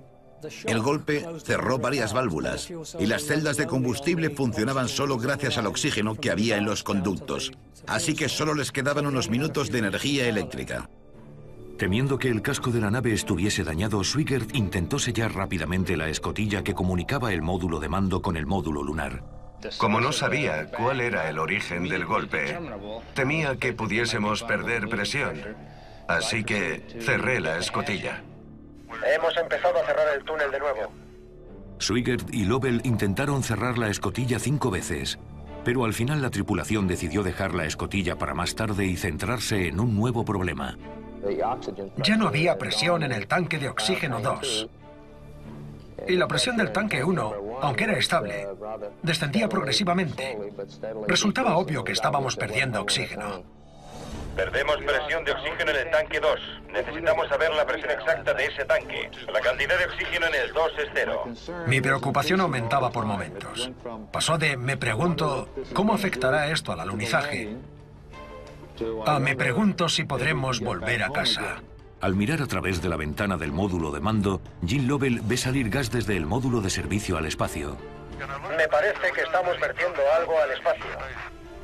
Parece gas. Recibido. Estáis soltando algo. No solo se ha vaciado completamente el tanque 2, sino que el resto del oxígeno disponible en el tanque 1 se está vertiendo al espacio. Cuando miré y vi la presión de los dos tanques, uno completamente a cero y el otro descendiendo rápidamente, me di cuenta, y estoy seguro de que a Jack y a Fred les pasó lo mismo, de que se trataba sin duda de un problema muy grave. A pesar de que el módulo de servicio puede funcionar solo con una celda de combustible, hace falta suministro de oxígeno para generar energía. La fuerza de la enorme explosión de gas provocó la pérdida en el tanque número 1. La presión no era suficiente para mantener activa la tercera celda de combustible. En 2 horas se vieron obligados a apagar esa tercera celda. Para mí resultaba obvio que si también perdíamos esa celda de combustible, era solo una cuestión de tiempo que el módulo de mando dejara de funcionar. Era la única manera de conseguir la electricidad necesaria para que funcionaran todos los sistemas que nos permitirían traerlos a casa. A más de 320.000 kilómetros de la Tierra, los astronautas Lovell, Hayes y Swigert siguen volando hacia la Luna en una nave espacial moribunda. La NASA tiene que improvisar un plan para traerlos a casa antes de que la única celda de combustible deje de funcionar.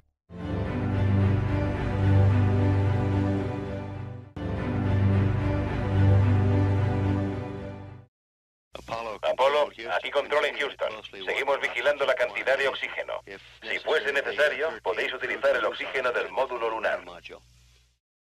Cuando se inició el programa Apolo, la NASA tuvo que desarrollar un sistema que pudiese llevar astronautas a la Luna y volver. Ahora, las decisiones que se tomaron afectarán directamente a las posibilidades de supervivencia del Apolo 13. En los inicios del programa, cuando solo era un boceto en un papel, había varias opciones. Los responsables de la NASA querían disponer de varias opciones. Una de ellas era construir un cohete gigante, mucho más grande que el Saturno V, llamado Nova, y mandarlo directamente a la Luna para que alunizara, pero era tan grande que no tenía combustible para volver. Quien más favoreció esta idea fue von Braun. Había otro sistema, que consistía en lanzar una nave a la órbita de la Tierra, luego separarla en varias unidades y que algunas volaran hasta la Luna y otras no. El sistema elegido por la NASA, conocido como Encuentro en la órbita lunar, se basa en dos naves especializadas independientes, el módulo de mando y servicio y el módulo lunar llamado LM. El módulo de mando y servicio se componía de dos secciones, la cápsula presurizada con capacidad para 3 tripulantes y el equipamiento necesario para ir hasta la Luna y volver, preparada para soportar la reentrada y el amaraje. Y un módulo de servicio más grande que proporcionaba la propulsión, la energía eléctrica y el almacenamiento de los suministros necesarios para el módulo de mando como oxígeno y agua. El módulo lunar fue diseñado para que 2 astronautas bajaran hasta la superficie lunar, mientras un tercero permanecía en su órbita dentro del módulo de mando y servicio. Por lo tanto, el módulo lunar disponía de los sistemas de oxigenación y energía necesarios para que 2 hombres pudieran explorar la Luna. A las 3 horas de la rotura del tanque, se había perdido todo el oxígeno, además del suministro de agua, electricidad y propulsión, por lo que el módulo de mando ya no proporcionaba las condiciones necesarias para la vida. Sin embargo, la ventaja del sistema Encuentro en la órbita lunar era que ofrecía una posibilidad de sobrevivir al Apolo 13. ICOM llamando a vuelo. Adelante, ICOM. La presión de oxígeno del tanque 1 ha bajado a 297. En 1 hora y 54 minutos llegará a 50 y eso será el fin. Vamos a tener que utilizar el LM como bote salvavidas. Sí, nosotros también lo hemos pensado. Hemos calculado que aún quedan 15 minutos de energía en el módulo de mando. Lo que queremos es que empecéis a transferirlo todo al LM y ponerlo en marcha. Resultaba obvio que el equipo de tierra lo tuvo claro en todo momento, que la única manera de sobrevivir era trasladarse al módulo lunar. Así que iniciamos todos los procedimientos para ponerlo en marcha y alinear la plataforma. Gracias a sus sistemas independientes de oxigenación, energía y navegación, el módulo lunar se convirtió en un bote salvavidas que podía mantener con vida a la tripulación. El módulo lunar podía hacer de bote salvavidas porque es una nave independiente diseñada para bajar hasta la superficie de la Luna y volver, lo que significa que tenía capacidad de propulsión, oxigenación y navegación más que suficiente. Utilizaron todas esas funciones como sistema de seguridad para reemplazar el sistema inoperativo del módulo de mando. El módulo lunar era el único vehículo disponible para sacarlos de una situación realmente peligrosa. Si no se hubiese utilizado el módulo lunar, la misión se habría acabado. Quiero decir que todo se habría acabado. La NASA había diseñado junto a Lovell y Fred Haise. El Apolo 13 sería su primer vuelo al espacio. El principal objetivo de la misión del Apolo 13 era básicamente la exploración científica de la Luna. Confiábamos en hacer importantes descubrimientos sobre su origen y a partir de ahí, del origen de nuestro planeta Tierra. Por supuesto, teníamos objetivos secundarios relacionados con el desarrollo y pruebas de los propios sistemas espaciales para su uso en futuros vuelos a otros planetas. La misión del Apolo 13 suponía un avance con respecto a las 2 misiones anteriores del Apolo en la Luna, que habían alunizado en unas zonas denominadas mares. Una especie de planicies que ocupan una extensión importante de la superficie lunar en las que, al no contar con ninguna apertura, lo único que podía verse eran las rocas de la superficie, cuando lo interesante en realidad es ver qué hay bajo esos mares. El objetivo del Apolo 13 era llegar hasta un cráter en el que se había producido una enorme colisión con un asteroide, a raíz de la cual se habían desprendido materiales y se había abierto una especie de agujero a zonas más profundas de la corteza. El destino del Apolo 13 era una zona denominada Fra Mauro, en la que había algunos cúmulos con restos materiales producto del impacto. Ese era, a diferencia del Apolo 12, su principal objetivo: intentar conseguir rocas correspondientes a otra época de la Luna. El objetivo concreto de la misión es, por supuesto, alunizar en una zona elevada. Utilizaremos el módulo lunar para alunizar en un terreno montañoso o elevado denominado Fra Mauro, explorar ese terreno a pie e intentar averiguar exactamente cómo se formó, así como implementar un paquete experimental llamado ALSEP. Era una misión con una tripulación claramente interesada en el aspecto científico. En el caso del Apolo 11 y el Apolo 12, se trataba sobre todo de vuelos de ingeniería, aunque en ambos también se realizó mucho trabajo científico. Decidimos que íbamos a realizar un trabajo de flujos térmicos para medir cualquier calor potencial procedente de la Luna, y para eso hacía falta un taladro Black & Decker de 12 voltios, desarrollado especialmente para perforar agujeros de 3 metros, con un diámetro de 2,5 centímetros, en la superficie lunar.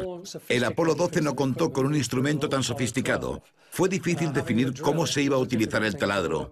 Tenían que perforar 2 agujeros, colocar 2 sondas en el interior y conectarlas con la estación central. Era el experimento más complejo que se había realizado hasta el momento.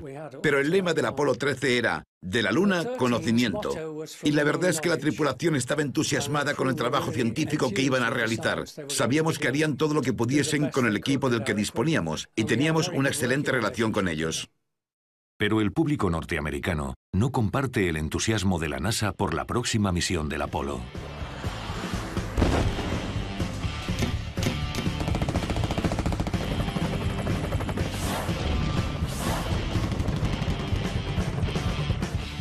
Tras 5 largos años de feroces combates de las tropas estadounidenses en la guerra de Vietnam, el interés del público por la Luna se desvanecía. La gente creía que el Apolo 13 era solo otro vuelo de rutina.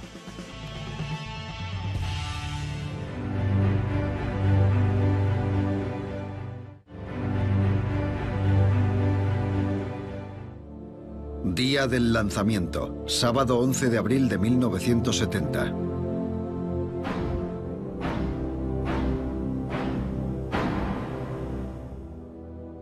Porque en este momento el mundo entero tiene los ojos puestos en el espacio, en la Luna y en los planetas que se encuentran más allá. Y hemos prometido que no dejaremos que lo gobierne ninguna bandera hostil de conquista, sino una pancarta de libertad y paz. Hemos prometido que no permitiremos que el espacio se llene de armas de destrucción masiva, sino de instrumentos de conocimiento y sabiduría. Aquí control de lanzamiento Apolo Saturno. A medida que nos acerquemos a la fase final de la cuenta atrás, distintos elementos del equipo de lanzamiento nos indicarán si estamos o no listos. El responsable de comprobación ha dado su visto bueno al supervisor. La nave está lista. El director de las operaciones de despegue ha dado luz verde al Apolo 13 para su lanzamiento.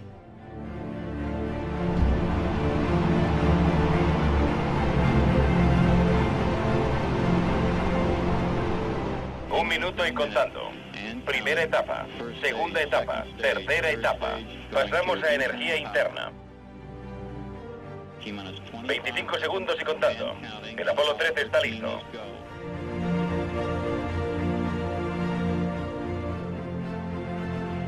17. Soltando guías. 15, 14, 13, 12, 11, 10, 9, 8. Secuencia de ignición iniciada. 6, 5, 4, 3, 2, 1.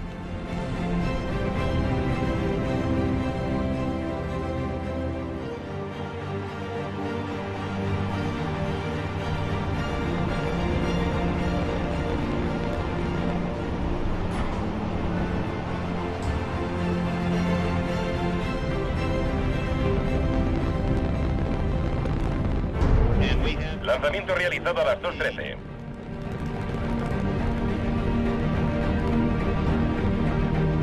El Saturno 5 ha alcanzado un empuje de 3,5 millones de kilos y se ha desenganchado de la torre.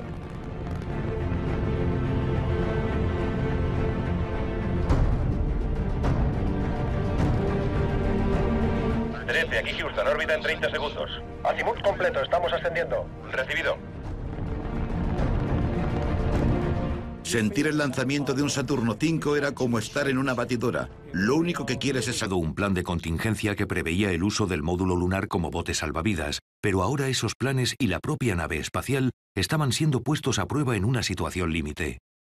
Creo que ya con el Apolo 9 empezamos a pensar en el LM como una especie de bote salvavidas y por suerte, aunque los procedimientos no se ajustan exactamente a la situación, lo hemos estado estudiando durante mucho tiempo, así que sabemos cuáles son sus limitaciones y hemos desarrollado ciertos procedimientos para su posible uso. Creo que el módulo lunar está en perfecto estado y puede utilizarse sin problemas para traer de vuelta a la tripulación.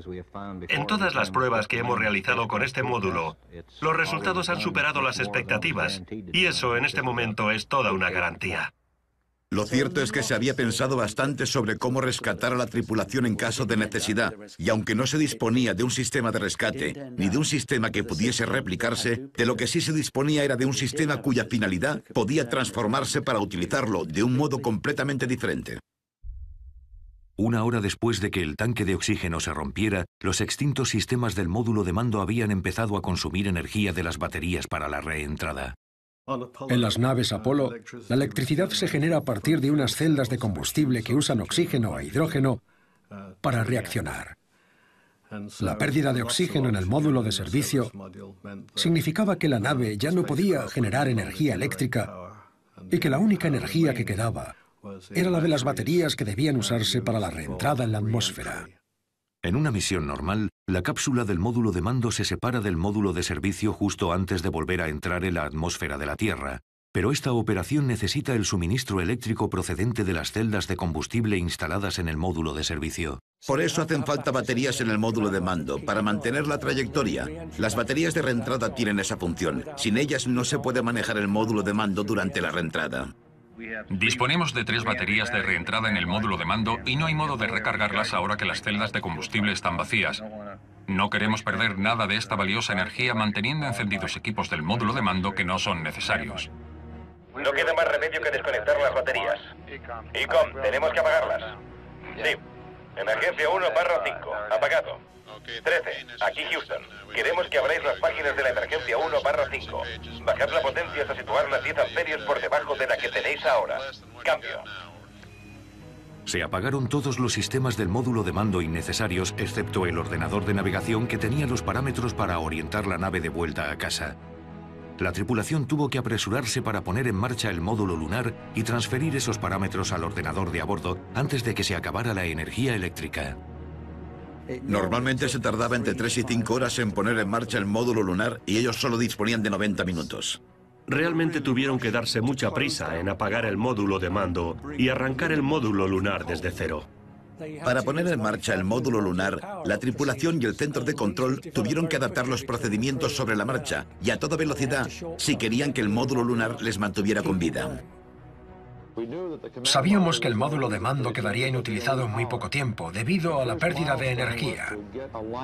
El primer objetivo era alinearlo con la plataforma del LM.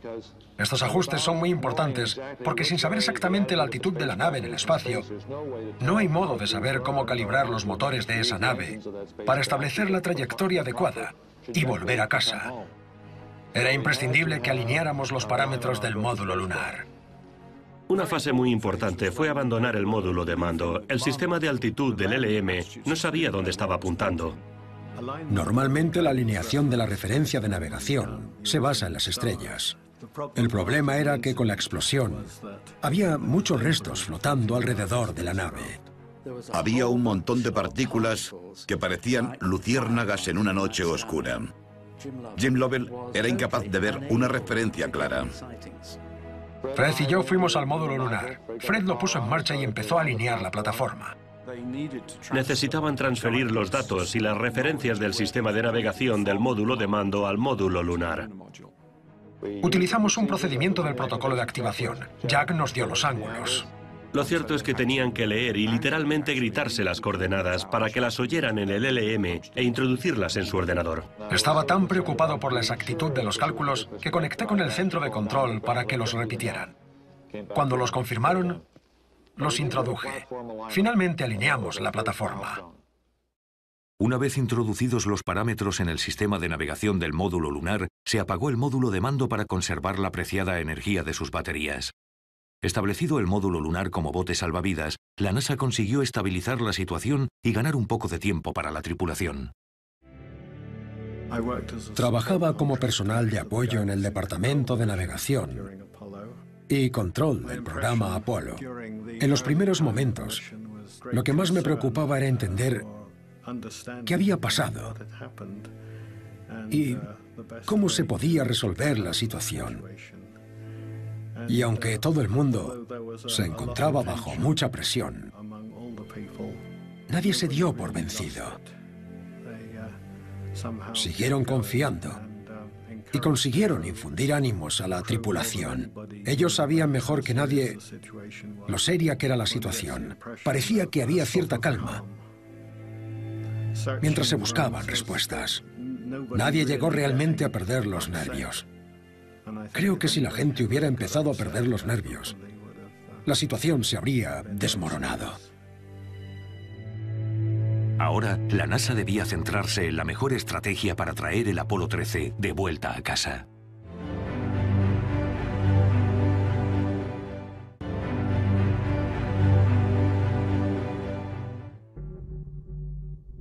La trayectoria de retorno libre era una ruta de vuelo a la Luna diseñada por la NASA en los primeros momentos del programa espacial Apolo. Disparado.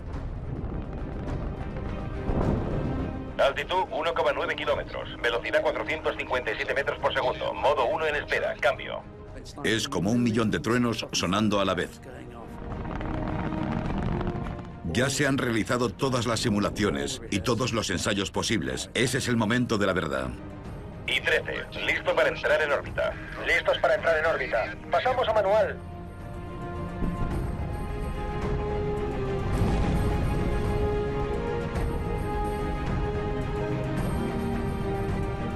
Cinco minutos y medio después del despegue, la tripulación comenzó a sentir unas vibraciones anormales antes de entrar en órbita. Motor interno. Confirmamos apagado del motor. Jim Lovell informó de que el motor interno se había apagado antes de tiempo. De pronto, el motor central interno se apagó 2 minutos antes de lo previsto. La tripulación estaba preocupada por el fallo del motor y se lo comunicaron al centro de control. Algo pasa. ¿Qué indican las lecturas? Houston, ¿qué pasa con el motor 5? Jim, aquí Houston. No sabemos por qué se ha apagado antes de tiempo, pero los otros motores están listos. ¿Estáis listos? Recibido. Les tranquilizaron diciendo que los otros 4 motores podrían ponerles en órbita sin ningún problema. En tan solo unos segundos supieron que eso no afectaría a la misión. Para el centro de control, la razón por la que se apagó el motor era un misterio que podría ser la salvación de toda la misión. Durante el ascenso a través de la atmósfera, se producen numerosas vibraciones en la nave. Estas vibraciones, denominadas pogo, por la forma que tienen los cohetes de vibrar sobre su propio eje, se llevan produciendo desde los primeros vuelos de cohetes propulsados con líquido. Estas vibraciones fueron un problema recurrente con los enormes motores del Saturno V, porque podían crear tal variación en la propulsión que literalmente el pogo podía llegar a destrozar el vehículo. En el Apolo 13 se produjeron 3 momentos pogo. Los 2 primeros fueron similares a los que se conocían, pero el tercero casi pone fin a la misión de manera catastrófica. El motor central de la segunda fase llegó a vibrar en vertical 16 veces en un segundo, comprometiendo gravemente la estructura del Saturno V. Disponían de sensores en el interior que detectaban cuándo estaba ocurriendo esto, y uno de esos sensores apagó el grupo de los 5 motores centrales.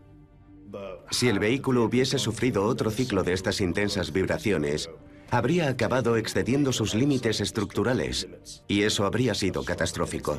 Fue el vuelo del Apolo 13 lo que llevó a los ingenieros a revisar repetidamente el efecto pogo, porque, obviamente, el vehículo se vio gravemente comprometido, y desde entonces se instalaron medidas para suprimir estas vibraciones. 13, aquí Houston. La trayectoria es buena, el empuje es bueno. Recibido. No tenemos muy claro por qué se ha apagado antes el motor interno, salvo por un fallo del mismo. Pero tal y como está todo ahora, estamos seguros de que podréis hacer la inyección translunar. Recibido. No hay nada como un lanzamiento interesante. Desde luego. Tras el apagado del motor, el vuelo continúa según lo previsto. Durante los 2 primeros días, el Apolo 13 sigue su trayectoria a la Luna en lo que tendría que ser la misión más tranquila del programa hasta la fecha. Vale, estáis en la cámara indiscreta. No nos habíamos dado cuenta, Vance. ¿Vale? Aquí es imposible peinarse. Supongo que tendrás que renunciar a algo. Deberíamos hacerle una foto a Jack, para que todas las chicas sepan que todavía está aquí. Sí, buena idea. Ahí está Big Jack. Vamos a conectar con el Apolo 13 a una distancia de 253.724 kilómetros.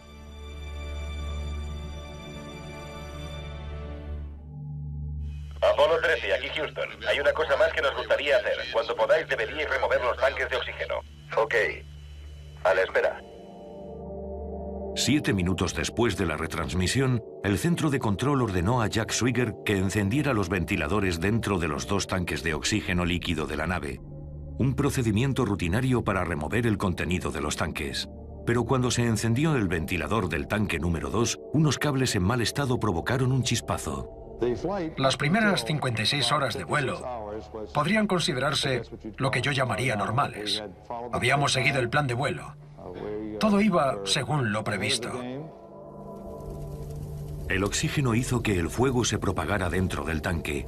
El rápido aumento de la presión provocó fracturas en el tanque.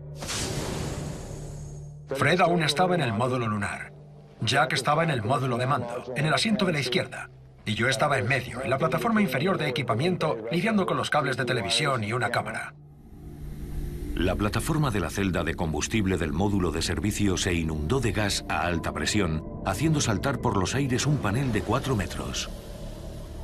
Entonces los 3 escuchamos un golpe bastante fuerte. Solo un golpe fuerte. Houston, tenemos un problema. Aquí Houston, repite, por favor. Houston, tenemos un problema. Espera, tienen un problema. Tienen más de un problema. Vale, chicos, escuchad. Las celdas de combustible 1 y 3 se han desactivado. Eso es lo que vemos aquí.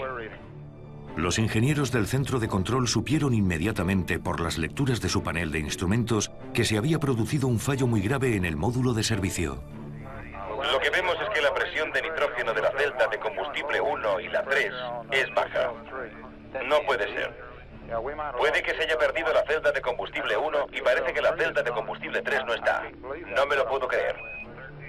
Aparentemente, 2 de las 3 celdas de combustible de la nave se habían perdido. Estas celdas son la principal fuente de energía eléctrica del módulo de servicio. Debido al increíble aumento de presión provocado por la rotura del tanque, se liberó tanta energía que el panel salió volando y se desplazó el soporte en el que se asentaban las 30 segundos y contando. Los astronautas están listos. 25 segundos. Creo que esta nación debe comprometerse. 12, 11, 10, 9.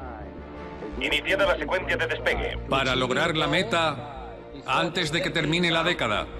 2, 1. Despega. Ha despegado. De llevar a un hombre a la Luna y devolverlo sano y salvo a la Tierra. Despega, estamos en marcha.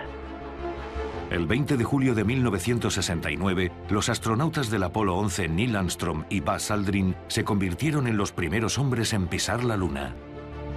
Houston, el Eagle ha aterrizado. Un pequeño paso para el hombre, pero un gran paso para la humanidad. 4 meses más tarde, el 19 de noviembre de 1969, el Apolo 12 alunizó con éxito sobre la superficie lunar y los astronautas Peter Conrad y Al Bean caminaron por la Luna.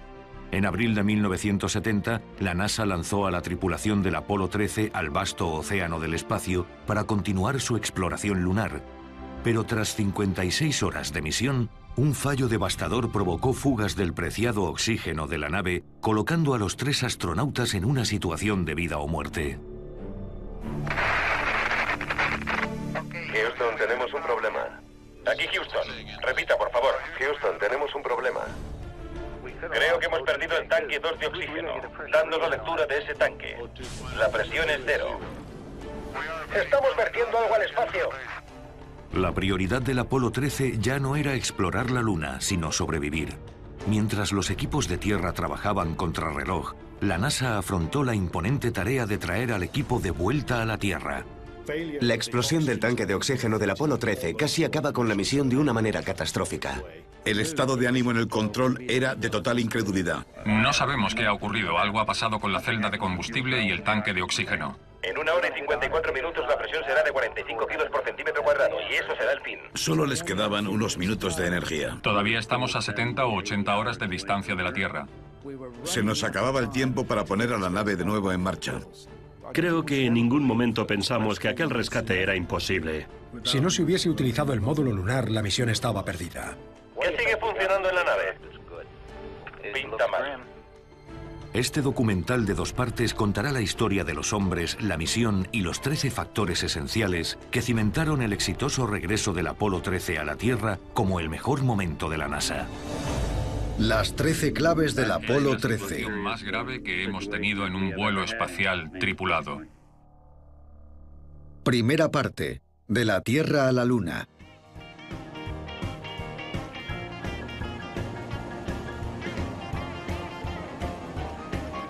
Abril de 1970.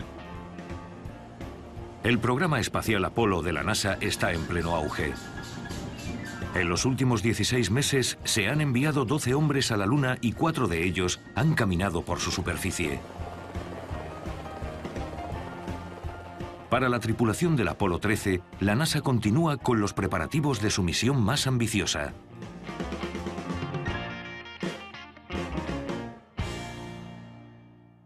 Jim Lovell, capitán de la Armada y astronauta veterano, es el comandante de la misión. Lovell es uno de los astronautas más experimentados de la NASA y el Apolo 13 será su 4º vuelo espacial. Yo formaba parte del segundo grupo de astronautas que se incorporó al programa en 1962. Mi experiencia previa consistía básicamente en aviación naval, sobre todo en vuelos de prueba. La NASA me asignó a 2 misiones Géminis. A Frank Borman y a mí nos asignaron a la misión Géminis 7. Luego, Buzz Aldrin y yo finalizamos el programa con la misión Géminis 12. Después, fui al Apolo. En realidad, yo era el suplente de Mike Collins. Mike se había lesionado el cuello y tuve que reemplazarle en el Apolo 8. Luego fui el suplente de Neil Armstrong en el Apolo 11. Y después pasé directamente al Apolo 13, que es la misión en la que me encuentro. Los primeros astronautas en alcanzar el grado de comandante en las primeras misiones Apolo eran pilotos de prueba. Realmente hacía falta ese tipo de perfil para poder hacerse con las naves, llegar a controlarlas perfectamente y obtener el mejor rendimiento posible de ellas. Junto a Lovell, en el Apolo 13 volarían 2 antiguos pilotos de prueba muy experimentados. Ken Mattingly, piloto del módulo de mando, y Fred Haise, piloto del módulo lunar. Tanto para Mattingly como para Haise, el Apolo 13 era su primer vuelo al espacio. Sin embargo, a solo 7 días del lanzamiento, la misión comenzó a tener problemas. Todo empezó justo antes del vuelo. A medida que nos acercábamos a la fase final de nuestro entrenamiento, empezaron a surgir contratiempos, y Ken Mattingly tuvo sarampión. Ken Mattingly era el único miembro de la tripulación que no estaba inmunizado contra el sarampión. En ese momento tuvimos que tomar una decisión importante. Para mí resultó muy difícil decidirme cuando me preguntaron qué quería hacer. La decisión del médico de a bordo fue que era demasiado arriesgado que Mattingly volara en esa misión. Por eso se le retiró del Apolo 13 y se asignó a Jack Swigert como sustituto del piloto del módulo de mando. Lo único que me preocupaba era la cohesión del equipo, pero vimos que prácticamente habíamos hecho las mismas cosas. Y una vez que eso estuvo claro, la preocupación desapareció. Sentí que mi misión era que Jim y Fred llegaran hasta allí tranquilamente y que podía hacerlo. Sentí que podía cumplir con la mayoría de los objetivos científicos en órbita del vuelo. Sentí que se nos había encomendado una misión importante y que podíamos cumplirla. Jack Swigert volaría como piloto del módulo de mando